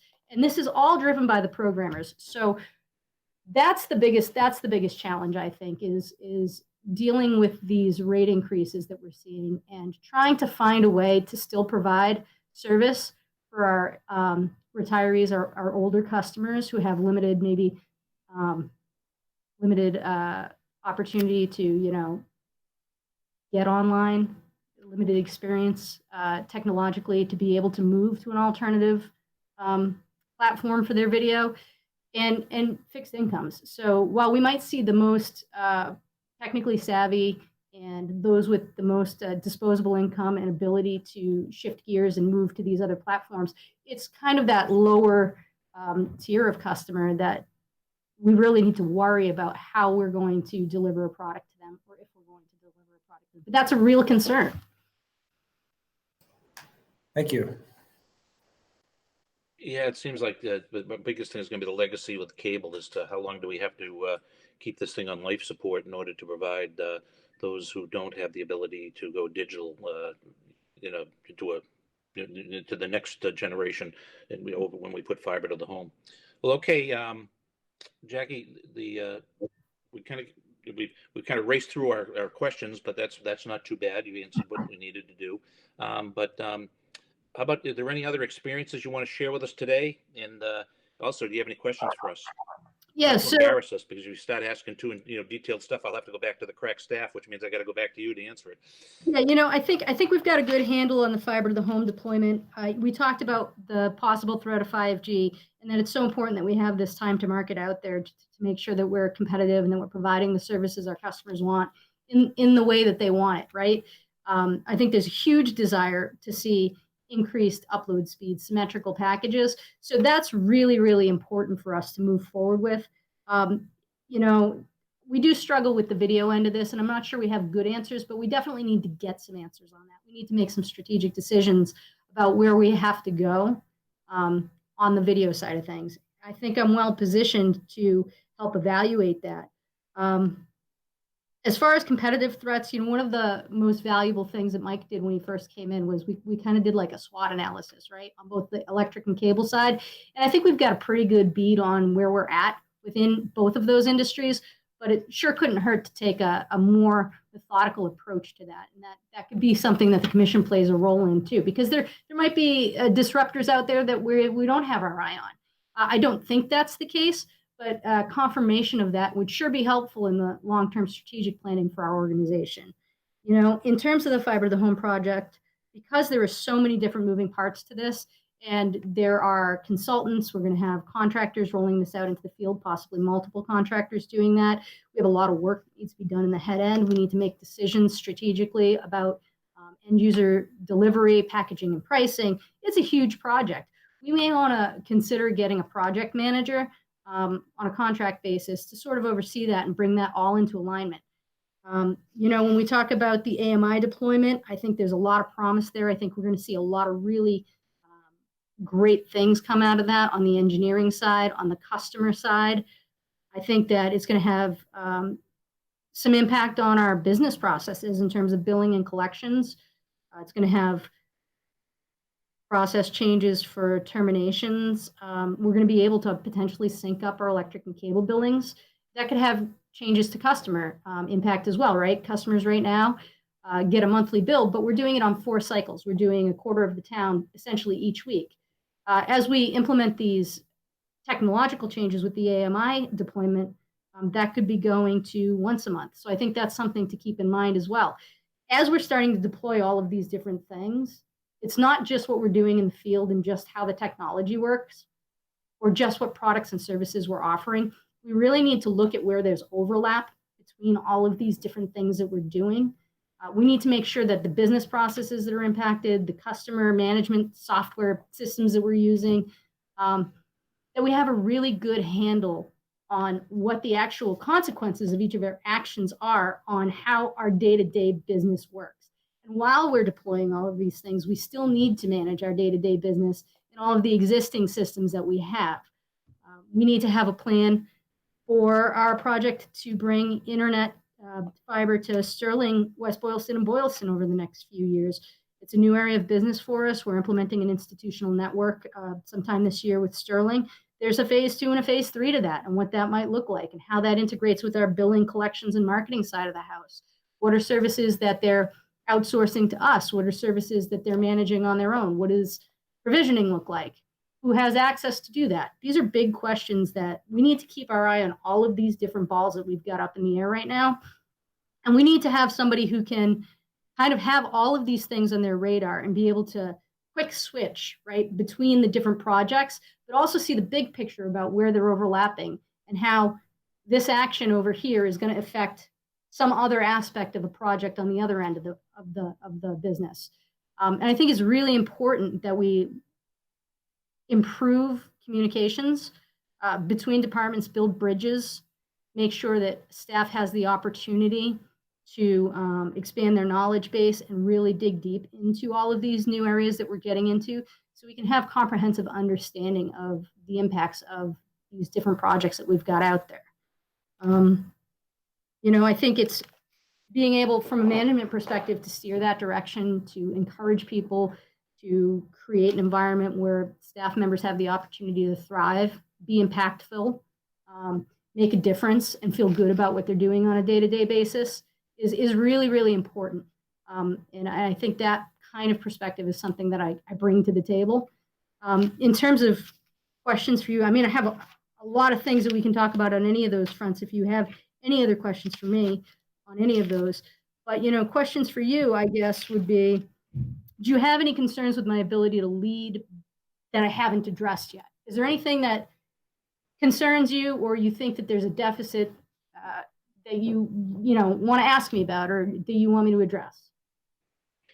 I think the specific question we had was, how are you going to get yourself up to speed or more familiar with on the actual lineman level side of the house on electrical and cable. We're going to allow them to review the show of the 3 interviews and give some feedback and give that feedback to the board before we make any decisions. We'll let the folks that you got to lead make that decision too. So you're talking to them as you're talking to us, as to what their satisfaction is. I have no issues, as far as that goes, and I don't think if anybody else wants to jump in, they can. But in that regard, just real quick, not towards you, but just for the general viewing public, is that we keep talking about 5G in these phone calls. It's not SELCO's prerogative to implement 5G in the town. I just want to make sure that we are not, that no one has the idea that we are the ones that are leading that charge. We are leading the charge on putting fiber to the home, putting a backbone in to help on the internet side of the house, and but not necessarily enamored with ourselves with going to 5G. So I just wanted you agree with that, Jackie? Might not step.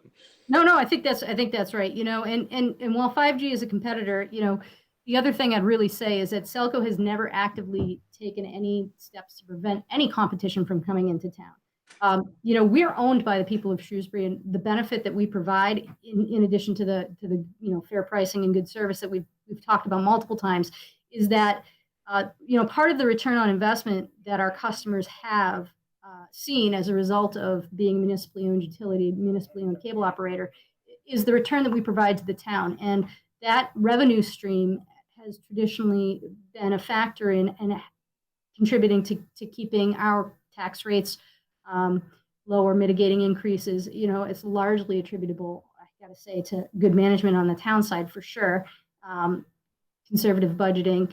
But, that's the concern, I guess, when we start talking about competition coming in, is that there's going to be a real financial impact if we see a significant number of people leave SELCO. That definitely changes the financial dynamics on that end. So that's the only concern that I have, is for the overall well-being of the community and the town's funding sources, versus saying, hey, I want people to pick us over them because profits or something along those lines. You know what I mean? That's never the goal. Yeah, I think overall I think our customer service and overall reputation have helped us in that we live in town, or we work in town. We directly just handle the town's issues, matter of factly and quickly. And I think, that helps us, but there's always going to be somebody that could break that paradigm. I think the next concern is going to be, what's this coronavirus going to have an effect on us, as far as overall rates, the payments, bill collection, that sort of stuff. Did you get any thought to that? Yeah, so for sure. So one thing that we've done is we've opted into the American Cable Association and the FCC's Keep America Connected pledge. We've discontinued terminations during this period for folks who are struggling to pay their bills due to the impacts of coronavirus, on their job, on their business. We're on the state side regulated by the DPU on what we can and can't do in terms of terminations. We've extended payment plans to businesses, which is out of the normal. Typically, those are only available on the residential side. So we're going the extra mile. We've discontinued terminations on that front. looking towards what happens next, I'm certainly keeping close tabs on developments, how other cable operators are handling this across the country.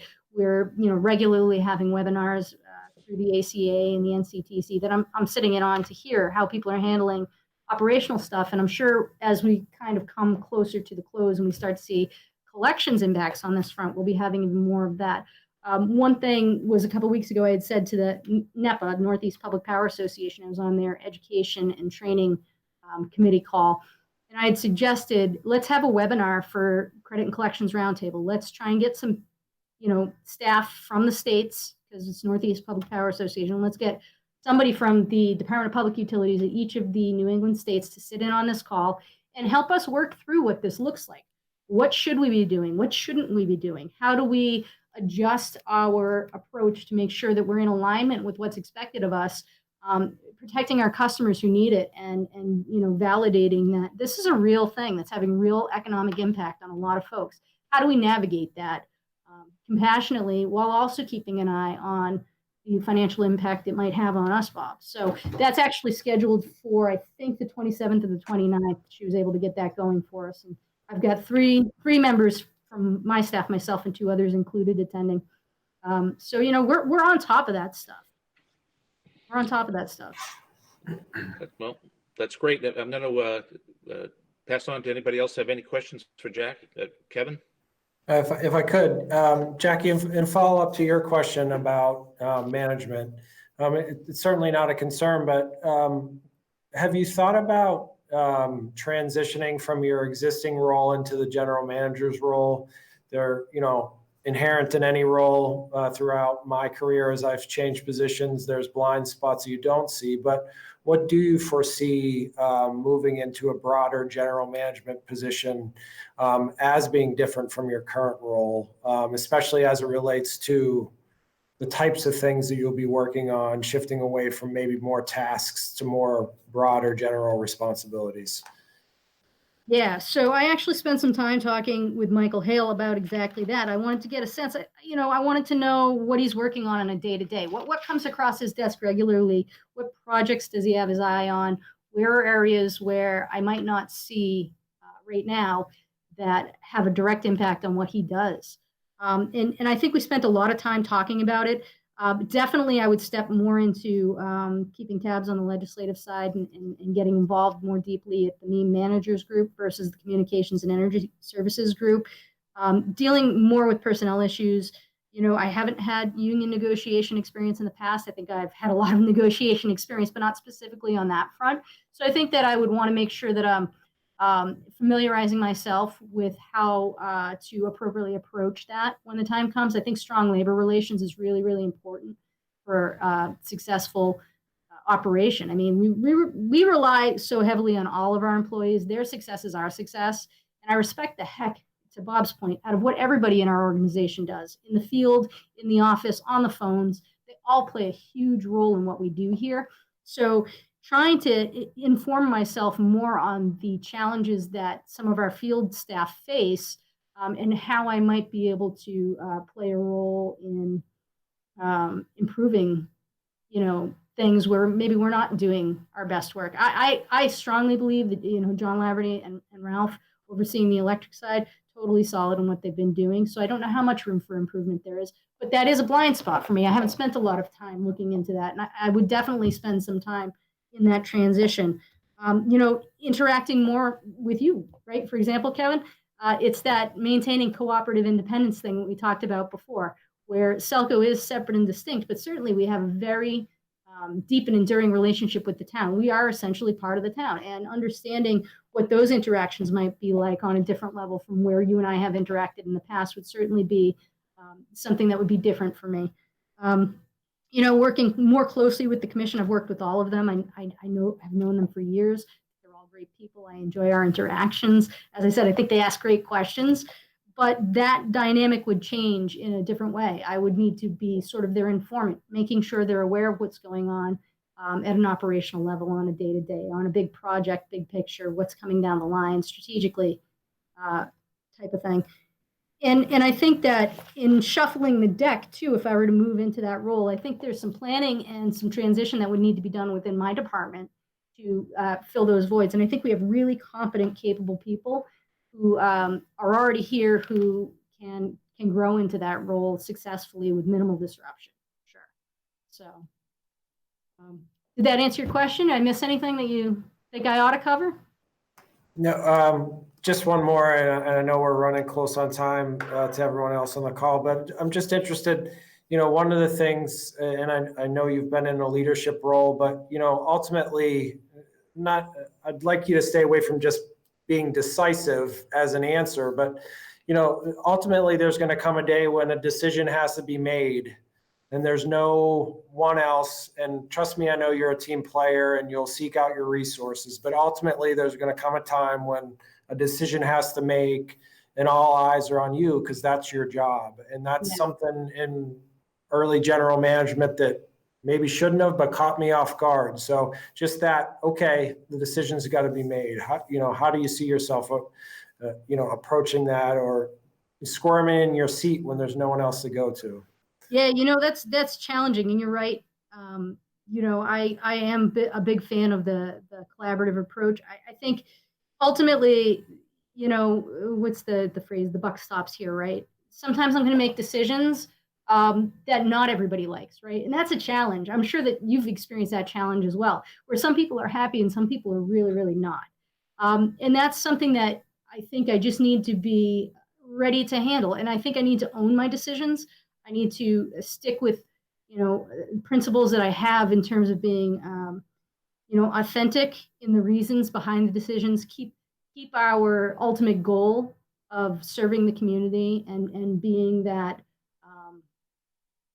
that public good, really, and make the decisions for the right reasons. And just sometimes they might be the wrong decision. I'm not going to lie to you. Sometimes people make a wrong decision.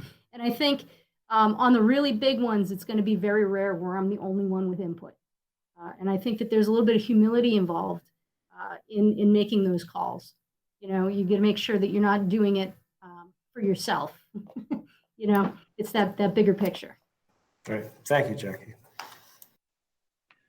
Yeah, I think one of the biggest things about it's lonely at the top and in maintaining your integrity in that position, because you make decisions and you've got to be able to stand by it. And even right or wrong, you've got to be able to stand by that and say that you made that decision. That would be my feedback on that too. Any of the board members have anything that that they would like to ask? Mike Ruffolo. You went with me first, so it takes me a second to unpop. I know I caught you. No, nothing to ask further. Jackie, I've always been impressed by you. I really think you did a great job. I appreciate it. Great, thank you. Thank you, Mike. Tony? No, I have no further questions, but thank you very much. Okay, Maria?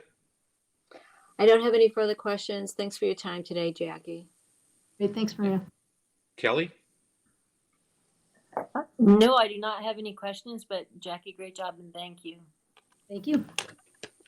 Actually, Kelly's modest. She doesn't have any more questions because we've asked all of her questions. We pretty well drafted up what we're asking. Anyways, with Kevin, do you have anything else to say? No, thank you, Jackie. Appreciate your time. Great. I've got one final question for you, Bob. Oh man, I thought I was out of here. Oh no. If I get this job, what would be a brief piece of advice you would give me for day one? Don't change a thing. All right. Yeah, wait to get your position, find out what's going on. You may have an agenda. You maybe have a 100-day plan. There's all sorts of different leadership type things, but kind of get a sense of what it is to be, what it's like to sit on the king's throne or the queen's throne in the in Michael's the office formerly known as Michael's, and get a sense of what's around you, because I think the board in consensus is very happy with the status of operations currently. There are certainly challenges ahead that we need to face, but I think the biggest thing is for you to come in and keep an even keel and then make consciously make those decisions. You should always also feel that when you come into that position, you can talk to any of the board members freely and openly. There's no going through one. There's no hierarchy. You can talk with whomever you want, to get a sense and feedback. And of course, definitely, as you brought before, you working with Kevin directly, and you'll also be working with other folks like the school department, and whatnot. Bottom line is, though, don't come in the first day with an agenda. Yeah, no, I think that's great advice. Couple pieces of advice Mike gave me was listen first, then make decisions, which I think is so valuable. And he had mentioned back when he'd started as assistant town manager, Mr. Carney had said, if anything happens that you think is out of the ordinary, write it down. And in 6 months, go back and revisit your list and see if it still seems strange to you. Because there's a lot of learning curve. And, while I'm really familiar with our culture here and our operations, that's still valuable advice. Well, the other part of that is, if you're going to send a nasty letter, write it and put it in a drawer and pull it out the next day and see if it's really what you wanted to send. I hope I don't write any nasty letters. I don't generally do or that. email, put it in draft and hold on to it. Okay. Well, with that, Jackie, thank you very much for all your time. Thanks, guys. Appreciate it. Thank you. Okay, board members, need to take a roll call vote to temporarily to take a break, a hiatus, and come back at 12:30 for our third and final interview. Do I have a motion to adjourn and re-engage at 12:30? So move. Okay. Do I have a second? Second. Okay. And go through a roll call for that. Let's go with Kelly. Motion to adjourn. Okay. Yes. Okay. Maria, Yes. Tony, Yes. and Mike. Yes. Okay. And Kevin, we'll see you. Well, I'll be back at 12:30. Thank you very much. All right, thank you. Good afternoon. It's now 12:30, and I'll just quickly go through the muster of our board members to make sure that we're ready to reconvene on the third and final interview. Mike Ruffolo, are you present? I am here. Thank you. Okay. Tony? Yes, I'm here. Okay. Kelly? Yes, I'm here. Okay. And Maria? Yes, I'm here. Okay. And then Kevin on board? I'm here. Yes. Great. So, Joelle, besides the board members and the town manager, we also have Tom Kennedy as far as HR from outside. Christina Anderson is HR for the town. Kathy Reba is recording, and you'll see Mark Serra's name possibly come up on the screen, but he's helping us through SMC. So with that, I'd like to go ahead and welcome you aboard and say if you have an opportunity to give us a little introduction to yourself to the viewing public. Yeah, thank you very much for the opportunity. It is my honor to be with you all. My name is Joe Malaver. I've worked for SELCO for about 15 years. I have a strong background in technology, so I work for the cable department. I am currently the manager of cable operations.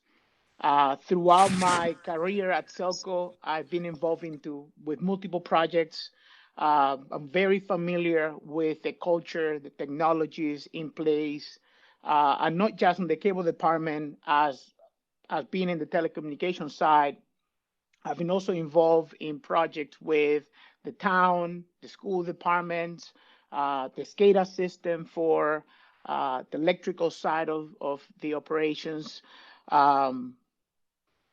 So I'm a person that likes challenges. I like to surround myself with people that know more than me so that they can help me getting better at the things that I do. I'm very oriented on providing the best customer experience.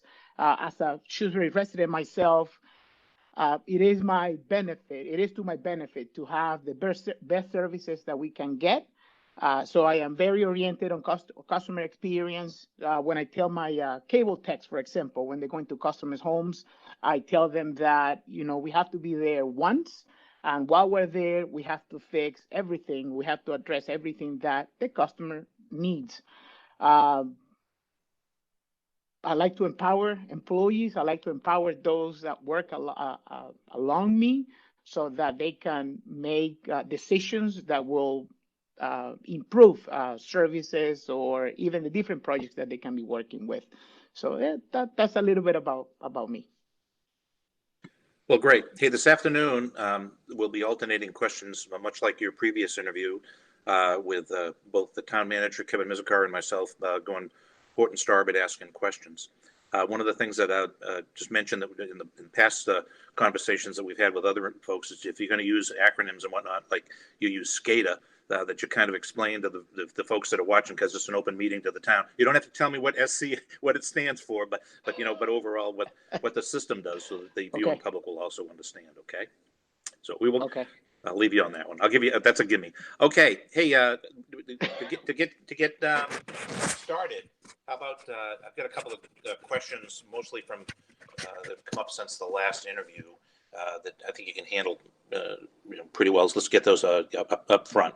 First one was, how would you manage if you were chosen as a general manager? How would you manage having 2 members of your immediate family working under you as general manager?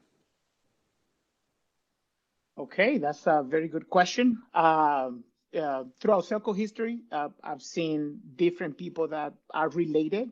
I recall in the electric side of things, one of the previous managers had a brother of his that was working on, I mean, they kept their relation very professional. It is also my understanding in the police department, there's a similar situation.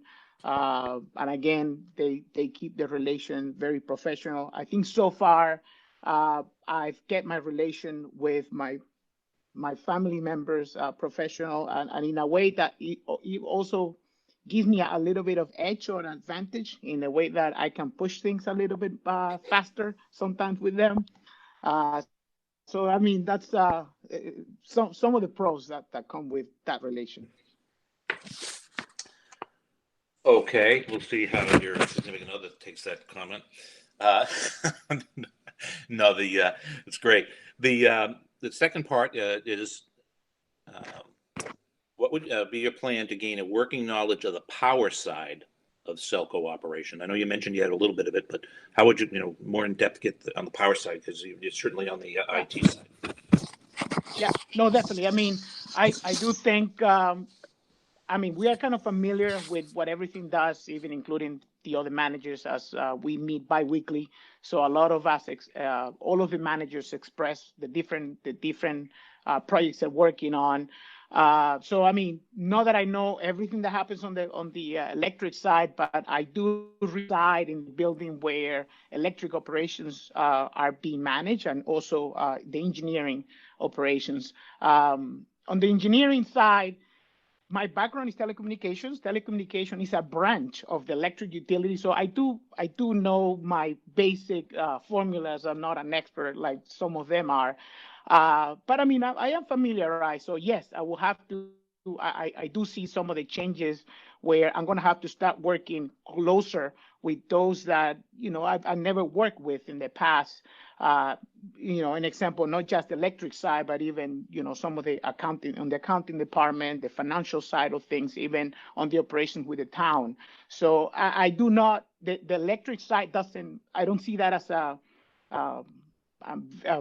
big unknown for myself, because a lot of the concepts, a lot of the engineering concepts are the same.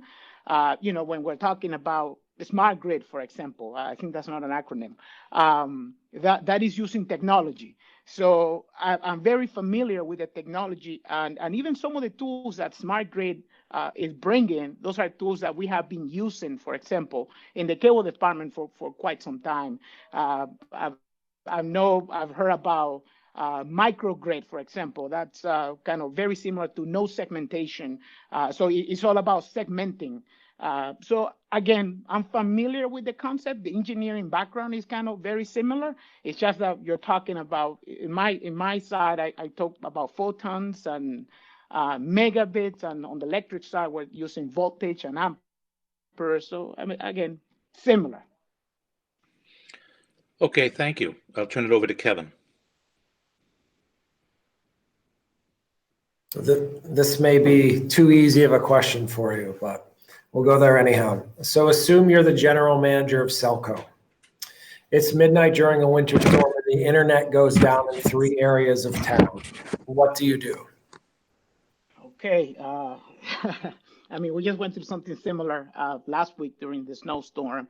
Again, we have to assess the impact, look at the areas that have the largest concentration of customers, for example. That's usually how we manage it. We try to tackle those that have the largest concentration of customers. We dispatch the different personnel. We have to troubleshoot. Sometimes we have to wait for the electric side of the operations to fix their system. I mean, they usually go, kind of the priority level is usually them. I mean, sometimes we even have to wait for the tree company. So again, we have to survey, see what the impact is. We dispatch the different crews. We work along with the different crews, and we restore services as soon as we can. And yeah, we are kind of, I mean, throughout my experience, we have had multiple outages in different parts of towns. Sometimes we have to rely on even, when things get really complex, we have to call contractors that can help us restoring services in a timely fashion, which it was the case of the ice storm of 2008, 2009. Thank you. Follow up on that one, Joel. Is there some synergies that we use the internet losses with electric power as well to help us solve any outages that we have on either side of the Correct. house? Yeah, correct. I mean, one of the things that we have on the cable side of the operations is we can see customers that are online. So as soon as we see a bunch of customers going offline, we usually cross-reference that with the different circuits that have gone offline. I mean, we did it, like I mentioned previously, last week during the storm. We could see how a circuit will go down, and we can also kind of go back and track the areas that were affected based on using tracking if cable customers were online. We were using that data to work along with the power so that they can work on restoring the outages. And again, once we see those devices coming online, we know automatically the power has been restored. Okay, and we'll go to the next question. Can you share with us the regulatory and legislative experience you have that would help you in the role as a general manager? Yep.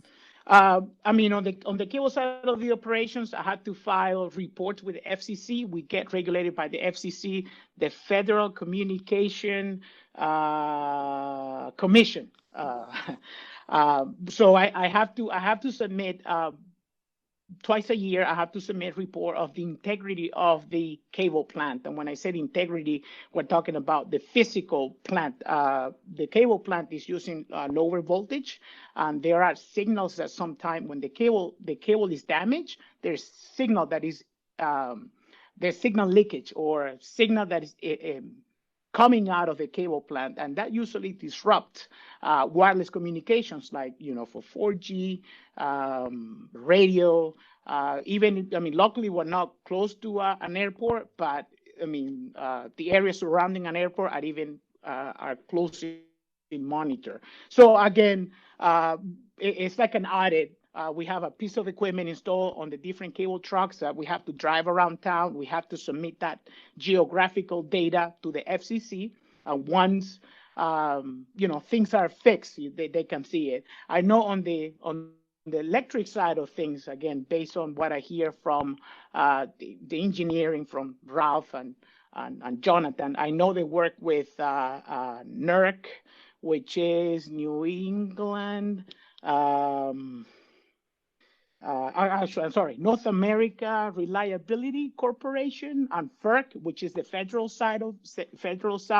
I do know they have to submit reports. I've been involved on the FERC reports. We have to report on the integrity of the network connections, and kind of cybersecurity, for example, is a big thing that they regulate. So that's where I've been involved. I mean, on the more regulatory, I know we work with DOT, for example, Department of Transportation. Every time we have to work on an interstate highway, we have to follow certain yeah, those are some of the regulatory entities that I have experience with. Have you ever had to be involved in any sort of legislative efforts or working with any congressional or local officials, state government, or anything of that nature? Well, during net neutrality, we were a little bit exposed. We have to work with the past FCC commissioner. There was not much legislature, for lack of a better term. But yes, we have to provide a lot of feedback and, kind of the impact that net neutrality or the new regulations we're going to have over the ISP, which the internet service provider, which is kind of the cable company. Okay, thank you very much. Joel, from a broad perspective, what areas would you consider most important, and what criteria would you use to assess SELCO's performance? Okay, I mean, on performance, we use a lot of the IEEE standards. We use the 99.99% of reliability on the internet side of things. So, for example, that is part of the FCC reports that we have to send.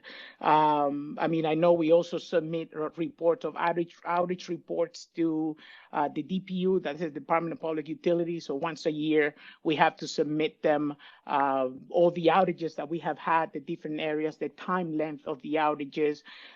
So again, that's how we usually measure the reliability that the plant has had. Does that answer your question? Yeah, certainly. But, if there's other areas that you wanted to explore on other aspects of SELCO, that would be helpful as well. Okay. I mean, of course, there is a lot of risk. I'm sorry if I think that's where you wanna dig a little bit. I know there is a lot of risk. I mean, especially with the safety of our employees. I know this is one of the reasons, I mean, especially being involved in the operational side, I do manage the crew that is outside, out in the field, out in the public roads, working. So we do try to train them on safety, on how to use the equipment. We also bring DOT, again, working with the electric side of things with John Laverty, the current operations manager. We work a lot on training our guys to be aware of the different risks that they're exposed to. On the electric side, there is a lot of risk. I mean, the guys are working with high voltage, so it is very important that they are very familiarized with the surrounding. They need to know the impact of the things that they're doing, especially when they're working in the middle of an outage, in the middle of a storm. There is a lot of stress. There is a lot of people demanding to get power restored. And again, we have to follow certain guidelines. And so, yes, there is a lot of risk in that area, which we have to keep our employees updated and aware of the safety concerns. Cybersecurity, cyber attacks, that's a main area where, on the ISP side of things, we have to keep our security and our customers secure, like even their data has to be in a way protected. And being involved as electric utilities, they become more smart. The smart grid becomes a reality. Yes, that's one of the biggest risks. There is a potential of a foreign hacker taking control over the utility. So again, this is where it's very important to work with the regulatory agencies like FERC or the FCC on keeping the integrity of the network secure. Weather, as you guys discussed earlier, weather is a big concern. Sometimes when we get snowstorms at the end of October, like we had a few years ago, that was a big it created a big impact. I mean, there was still leaf foliage on the trees, and that triggered a lot of outages. So yes, there is a lot to manage in that end. Okay, thank you. Okay, the SELCO General Manager reports to the 5 commissioners, but is also the face of SELCO to Shrewsbury's municipal government. Its selectmen and their constituents, town meeting members, and the Shrewsbury town management team. Do you have any experience working with this type of construct? And can you give me any challenges or opportunities that you've had to work within that construct? Yeah, one of my latest projects has been working with the town of Boylston, West Boylston, and Sterling. As some of you may be aware, SELCO is assisting them on building a fiber trunk that will interconnect Shrewsbury all the way to Sterling. So yes, I've been exposed to working with their light commissioners, their town managers. I have to present. I mean, I was brought in as the expert, so I have to talk a little about the advantages that come with having their own fiber network. So I am familiar with some of that exposure. I mean. Aside from that is trade shows. I've done a lot of presentations at trade shows. I do a lot of presentations to my own staff on emerging technologies and the ways how we are operating. So I do have a little bit of experience. Also at my local church, I mean, once in a while I have to cover for the pastors, and I have to preach to a congregation of 200 people with streams on Facebook, YouTube, and all of that.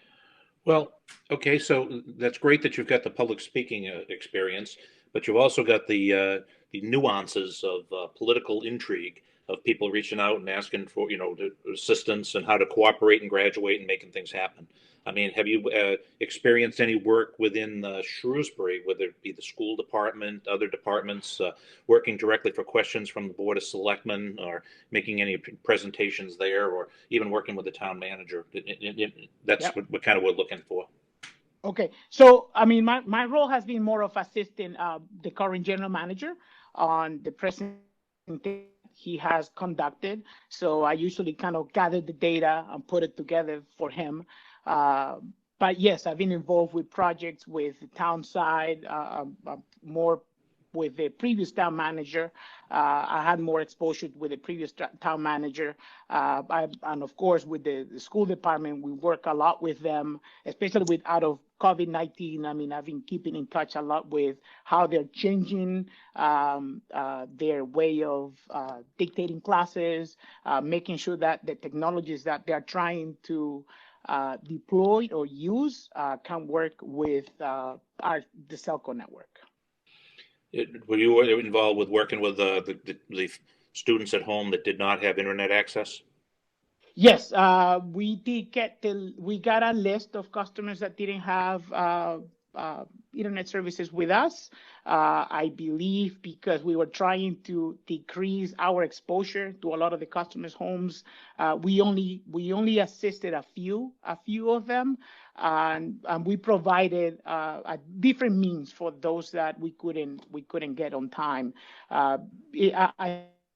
I think the biggest challenge that we had at that time was we had a lot of our existing customers upgrading to higher services because they wanted that higher internet speeds, and at the same time, we had that influx that came from the school department with a list of customers that needed assistance. So we kind of divided and we spread the resources a little bit like that. Okay, so you're used to the synergy that's required with us with the school department and with the town itself. And are there any other involvements? I'm not trying to pull this out of you, but are there any other things like, how about our shared IT stuff? Yes, I mean, yes, and I'm sorry. Yes, we work with them closely together. Definitely, for example, working from home due to COVID-19, it was a big undertaker for the IT department. Locally, some of those technologies were being already used by the cable head end, which is like the engineering side of the cable department. So it was about, kind of trying to assist them and getting people working remotely. We had access to VPN. I mean, we've been managing the cable system for over 10 years like that remotely. I mean, after hours, sometimes channels go out and from our homes, we can log in and make the changes and restore services. So yes, we had to work with the IT department and get a list of all the different utilities, softwares, programs, computers that they needed, and we were able to assist. I mean, it was a team effort. It was not just myself, of course. It is more of a team effort. We distributed the different tasks among the team members, and we tackled them all together. Thank you. Thanks, Joel. Can you talk to us a little bit about how you manage people that report directly to you and your management philosophy? Okay. My leadership style is a hybrid of pace setting with authoritative. Pace setting meaning that I have my set of standard. I lead by example. So I like to empower. I like to empower my teammates so that they can make the right decision. They can make decisions on the fly, and so they can learn from that kind of experience. That's how kind of I learn. I do have charisma and passion for what I do. So, in a way, I'm a geek for the different projects that I tend to work on. If I don't know something, I ask for help, or if not, I try to learn it. That's kind of why I said in the beginning, I like to surround myself with people that know more than me, so I can get a little bit out of learn a little bit out of them. And so on the pace setting, again, I lead by example. I try to motivate employees to perform their task on their own. On the authoritative side, I state the goals. I mean, I state the vision. This is how we wanna do it, how we wanna pursue it. And again, I let them take charge. So that's kind of my style of management. Great. Give us an example of how frequently you meet with teams or how you establish lines of communication. Yep. And again, especially because of COVID-19, the up and down communication has been key. So making sure that everyone is aware of what's happening. Again, I know a lot of what needs to be done, but I have to make sure and make sure that my peers are understanding what the tasks are. And so, yes, I do tend to meet with people very often. In the overall view of the project, I would say it's more monthly, but with my teams, I try to meet at least twice or three times a week. I do meet with several teams. I have the field side of the operations. On the electric side, I try to check in once in a while. Especially now more than ever with my peers, and make sure that I'm providing the help that they need. On the head end side, we meet at least twice a week and go over the different projects, outages. We go over the different projects and outages, and again, we try to learn from our mistakes or where we can improve. So I do think communication is key. I do think communication is key, and of course have things written down.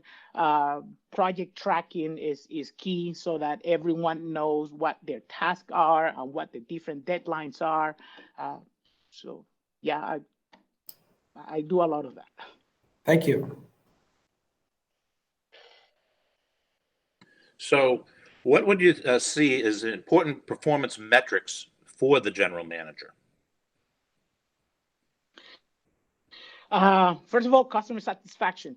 We need to make sure that customers are satisfied with the services that we're providing.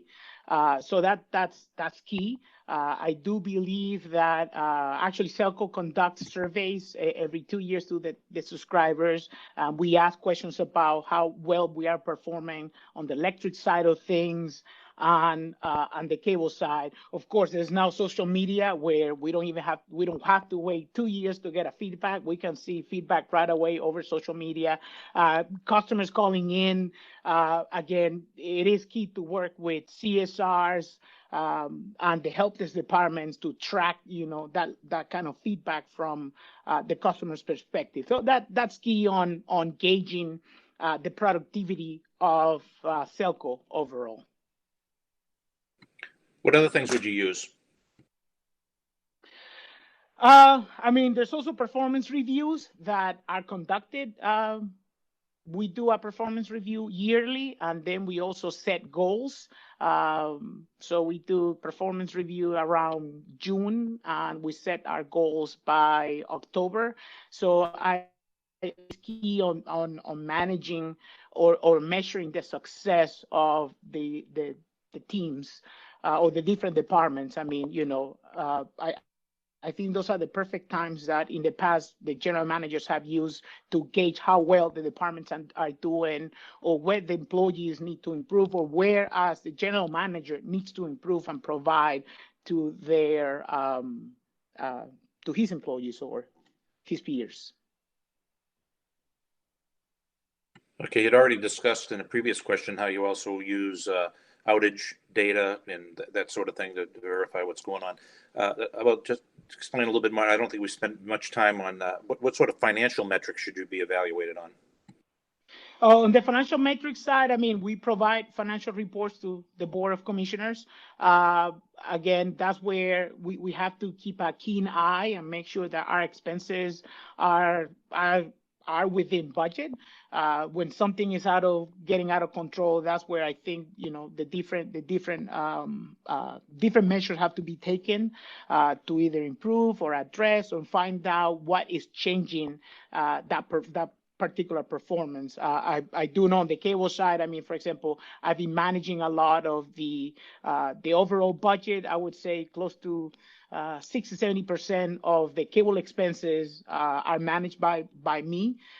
So yes, keeping an eye on those kind of reports. I know, for example, accounting at the end of the month is also sending us reports on when projects, how well projects are doing financially, or where expenses or where projects are not, funds were budgeted and they're not being used. Those are also being reported. So I think those are the different key measurements that can be used to manage, to gauge the performance. What do you think are the coronavirus effects long term are going to be on those sorts of financial metrics?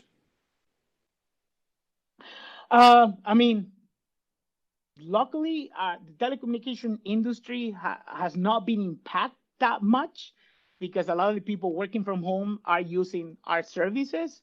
But I do think there is a lot of other markets that are being impacted.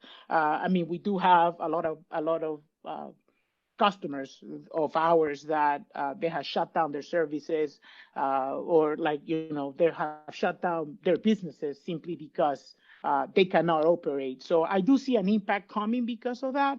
There are some markets that are going to take longer to recuperate, like real estate, for example. I do know that in town, there is a lot of construction that has been put at halt. Some others are moving along. So yes, that's where the impact is going to be coming. On our financial side, like I mentioned, the telecommunication industry has been doing well. There's more people streaming, so they need more internet services. They need, their power. In a way, that's kind of makes us unique as being a utility. But there are other markets that operate within Shrewsbury that the impact is a lot more severe. So unfortunately, we could probably see businesses that are going to be closing down and they may not even reopen. So yes, that will be the impact, because those are customers that today are paying for, let's say, commercial services. Those are services that are going to be terminated. Okay, thank you. Joel, what, in your opinion, are the most significant challenges impacting the electric utility industry? Okay, so again, I'm not an expert in this field, but I do attend a lot of the technological conferences. Last year, I had the opportunity to go to the Fiber to the Home Council, EPB, which is Chattanooga Power, Dalton Utilities, which is in Georgia. They were all presenting about the impact that technology is having in the industry. And this is the impact for the electric utility is, again, I'm sorry, going back a little bit on the telecommunication side, technologies are constantly changing. So every other month, there's a new streaming app. And on the cable side of the operations, we have to adapt. We have to create some kind of a networking path to services like Netflix, Hulu, Google. So again, that's always impacting the cable side of the operations. But on the electric side, there is this whole push on being on reducing their carbon footprint, reducing becoming more green, more energy efficient. And based on the conferences that I attended, this is where technology is key. The utilities are deploying technologies like smart grid, for example, to manage and track outages, to better know the consumption, the real-time consumption that the consumers are having. But on the other side, the consumer today doesn't have a tool to track the consumption within their homes. And this is where the smart home plays a very important role, because it allows the consumer like myself to know how much electricity my appliances are using, and that's not very popular these days. I mean, today there are features that are technologies like Alexa that will allow me as a consumer to turn on the lights out of my house. These applications are not ready yet to manage all the appliances within my house. I mean, through Alexa, I can manage my thermostat, my heating, my cooling, but I think the biggest impact is going to come from the electric vehicles, based on what I heard on the conference. Once the smart electric vehicles become a thing where a lot of these users or these consumers get home and they plug their cars at 5 p.m., that peak time is the peak is going to be raised so much that the electric utilities are going to struggle managing or shaving that peak. There's going to be very hard to control it. And that's where the integration of the smart home comes in, where the consumer, I could control, or I can schedule my smart vehicle or my dryer to run their cycle off peak hours. So I think that's where I see the biggest impact on the electrical grid, on having that merge between the smart grid or smart utility with the smart home. And this is where I believe SELCO is uniquely positioned to make that bridge, because today we are assisting our customers building the network, managing their IP devices like their Nest thermostat. I mean, we are helping them, connecting them to our wireless routers. And I think that's where in the future we'll be able to create programs that can allow the consumer to better manage, be more efficient managing their appliances and utilities within their homes. Great, thank you. So you touched on it briefly, but I'll give you the opportunity. What are the most significant challenges impacting the cable and internet service provider aspect of the business? Sure. I mean, 5G is another common threat that a lot of people talk about.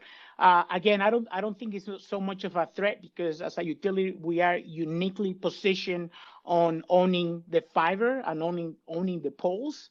But I am aware, for example, Shrewsbury was working with Braintree, Norwood, different other municipalities, creating some kind of template, some kind of permit application to manage those pole attachment. The FCC regulation says today that within 90 days, we have to respond or basically agree to the wireless carriers to install their antennas on our poles. The issue with that is we do our own, on the electric side, we do a lot of engineering on how poles are going to be, the loads are going to be distributed on the poles. So we have the transmission lines, we have the primary, the secondary, then we have the cable side of the cable strand. We also have the telecommunication strand. So the challenge here is with these pole attachments, we need to work with the carriers on where or which poles can be used to get these antennas installed. So that's going to be one of the challenges that is going to be coming, not just the cable side, but it's also the electric side.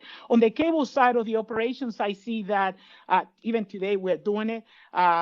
We are doing a lot of backhaul for companies like T-Mobile, AT&T. So I think a lot of that is going to continue. And again, that's where I said that we're uniquely positioned on a project like building fiber to the home or fiber to the premises, where we're going to be building fiber throughout Shrewsbury, and that fiber can be used to both deliver services to our customers, like providing high internet speed, and at the same time, we could use that fiber to off-sell and backhaul transport for wireless carriers like Verizon, AT&T, and T-Mobile. So I mean, 5G is a big impact. I did mention cybersecurity already. Cybersecurity is also key. We have to constantly educate our consumers, and we have to we use some kind of monitoring system that can identify potential customers that have been hacked. And today we work with them on informing them, hey, there is the potential of something has been compromised on your network. So we try to assist them. I mean, again, we don't take control, we don't fix it for them, but we work with them. So I mean, those are most of the common thread. On the cable side of things, there's always a new technology coming out. Like I mentioned, there's a new streaming app, which is where I think is key on expanding services. And once we see, based on the financial analysis, once we see that there's a particular service that is not providing the same margin of revenue, I think this is where it's key to launch new services, like, for example, like I mentioned earlier, some kind of a smart home application where we can assist the customers managing the consumption out of their homes. Recently, we launched wireless internet, for lack of better terms. I mean, we're kind of providing a router for the customer where we can manage and help them troubleshooting it and configuring it. So I think that's key. Keeping an eye on these emerging technologies are coming out, so that SELCO can stay on the edge and always provide better service for our consumers. Thank you. Joelle, efforts to get to net zero greenhouse gas emissions are gaining regulatory and legislative traction in Massachusetts. Do you have any opinion on if how renewable energy fits into power supply planning for a utility such as us? Yes, I believe we work with MWEC, which is Massachusetts Municipal Wholesale Electric Company. They help us managing our portfolio and ensuring that we have within our portfolio, we have the state mandated minimum for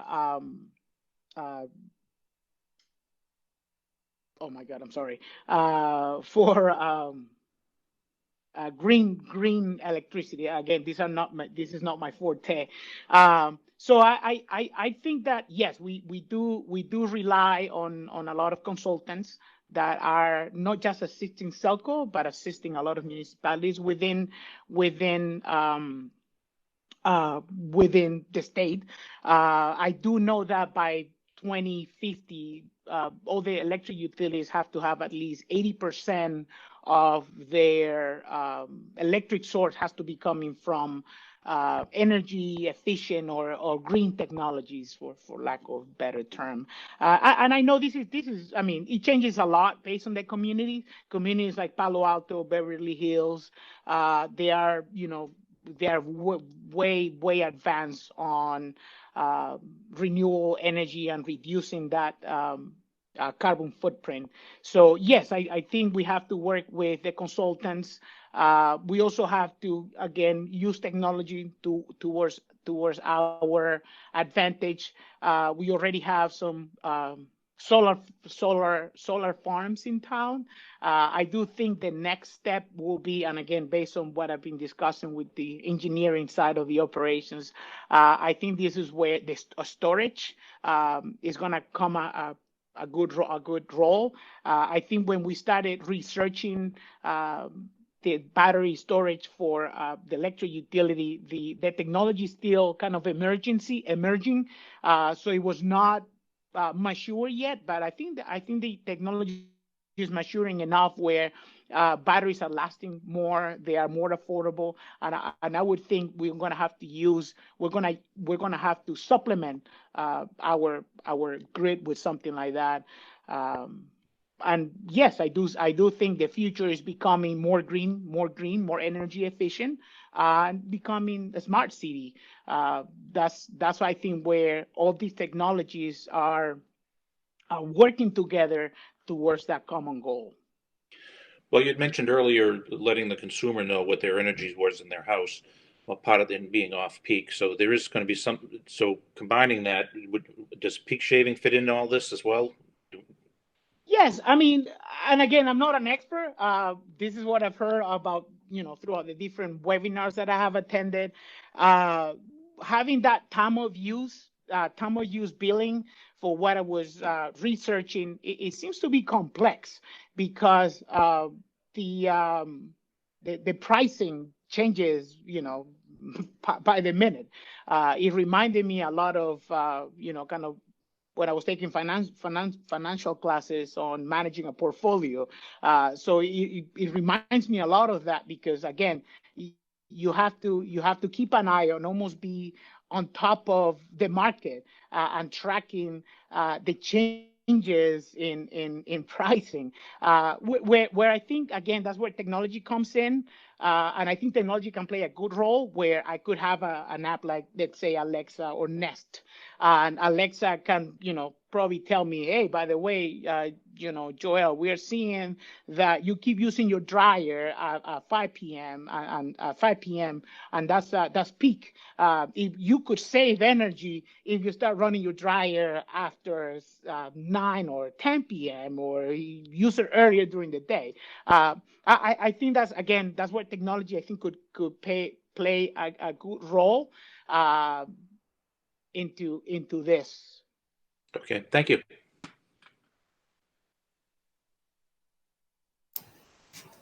Joel, where do you see the cable ecosystem in 5 years? And what do you see as the priority areas for SELCO to address proactively? Okay, in 5 years, again, today we are providing internet services, we are providing video, we are providing phone. Wireless was recently introduced like 2 years ago. I think in the future it's going to be more internet connectivity. I think that the industry is becoming more of a dump pipe, and a dump pipe meaning customers just want to have an open connection so that they can self-subscribe to services like Hulu, Netflix, and all of the above. I mean, during COVID-19, that's one of the things that I keep researching and I have an eye on and always tracking consumption. Netflix has double, similar to Google and Hulu. So I think that's in a way the future. Everything is going to be more streaming, and that's where I see a lot of there's a big push in the state where municipalities are building their own fiber to the premise system. I believe this is the goal that towns like Sterling and Boston and West Boston are trying to get to, and they're starting with that first phase on building a fiber trunk that is interconnecting their town buildings, similar like to what Shrewsbury did more than 20 years ago. So on the cable side, yes, I do see a lot of changes coming, more Internet of Things, and this is where, again, I think our services are going to change a little bit, where our current cable technicians are becoming more of a telecommunications technician, where they have to assist customers connecting appliances to their Wi-Fi's, and even helping and setting up these smart home appliances or applications. So I do think that's where the change is coming on the cable side of things.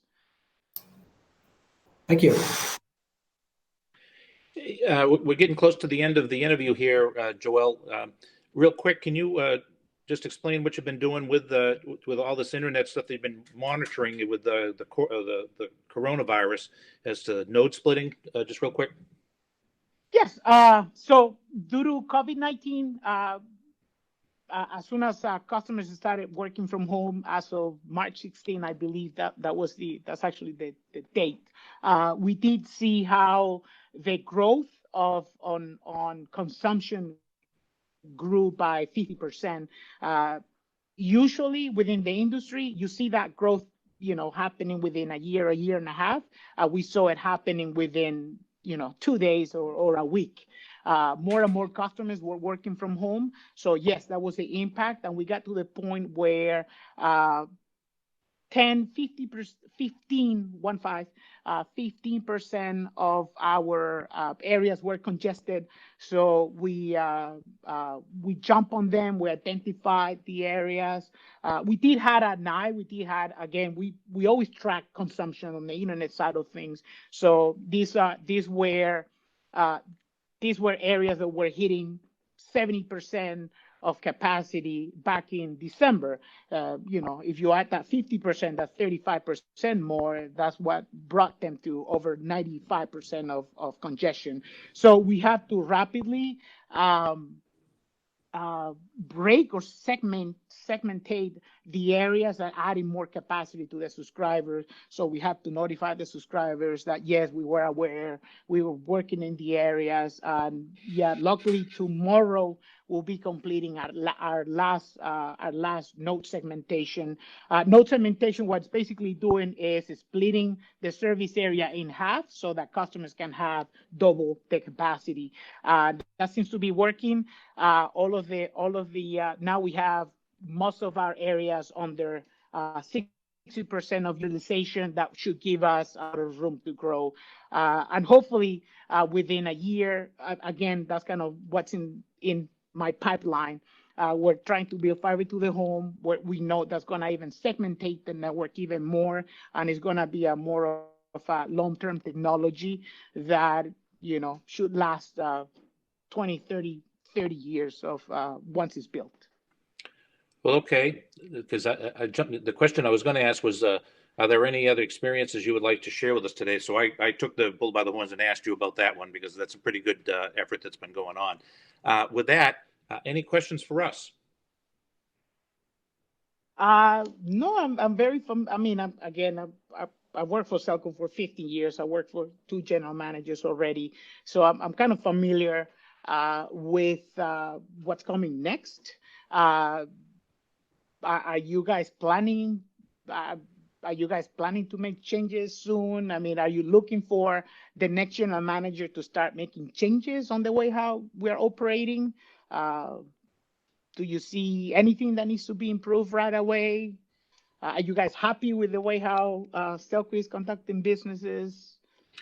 So to answer that, we're very satisfied with the management as it is today, with the team that's in place and where SELCO stands currently.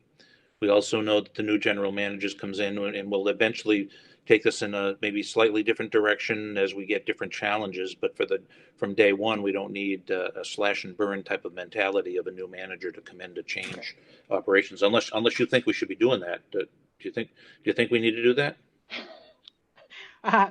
No, I mean, Okay, again, that's good. Good. I'm glad. Okay. Don't get me wrong. There's always ways to improve. Yes.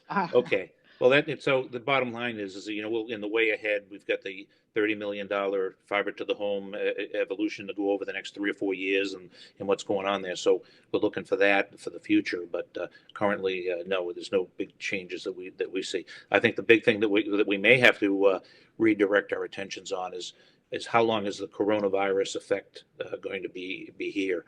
I mean, I don't think it's going to be short term. I think it's going to be long term. And I think it's going to be more of an adverse effect than a positive effect on even us at SELCO as to whether people can pay their rates and what extent and whatnot. It goes on and on about that, but that's going to be a challenge, I think, for a new manager.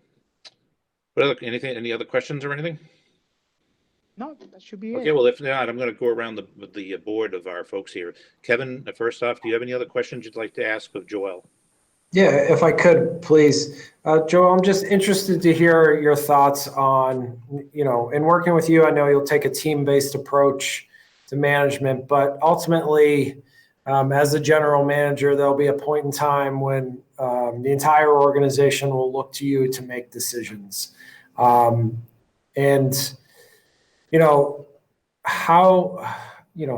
do you think you'll react to that, and what will you do to prepare yourself for making decisions, even if it's not necessarily in your wheelhouse within that cable or IT area?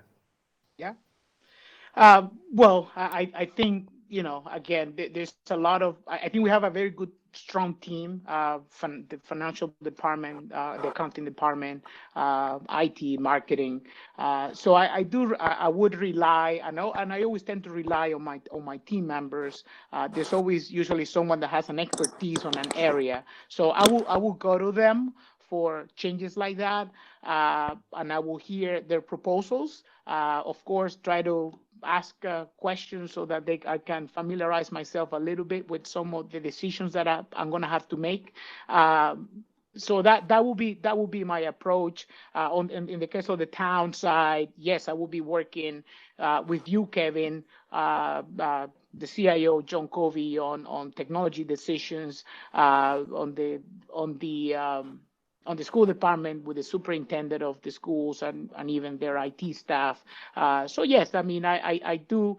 I'm not a person that takes reactive decisions too quick. I do like to hear the different point of views, and then I can make my most considerable decision.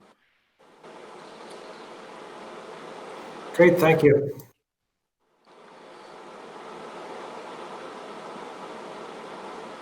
Mike Ruffolo, any questions?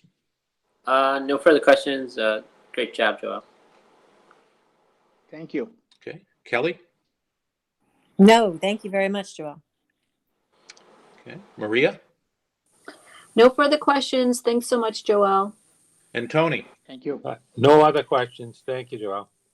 Thank Okay, you, Tony. Joel, your interview is complete. We're going to just cut a couple of quick points here for the board members. And for your information is we plan on meeting at 1 p.m. on Wednesday, the 29th.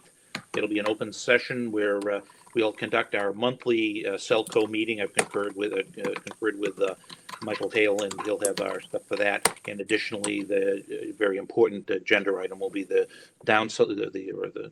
selecting out of the 3 candidates we interviewed today as to who we're going to propose to be the next general manager for SELCO. So with that said, if no one, I'll do a roll call for. Can I have a motion to adjourn the meeting? Motion to adjourn. Thank you, Tony. Second. Again, thank you for the opportunity. Okay, you're welcome. Did I have a second? I'm sorry. Yeah, Kelly, seconds.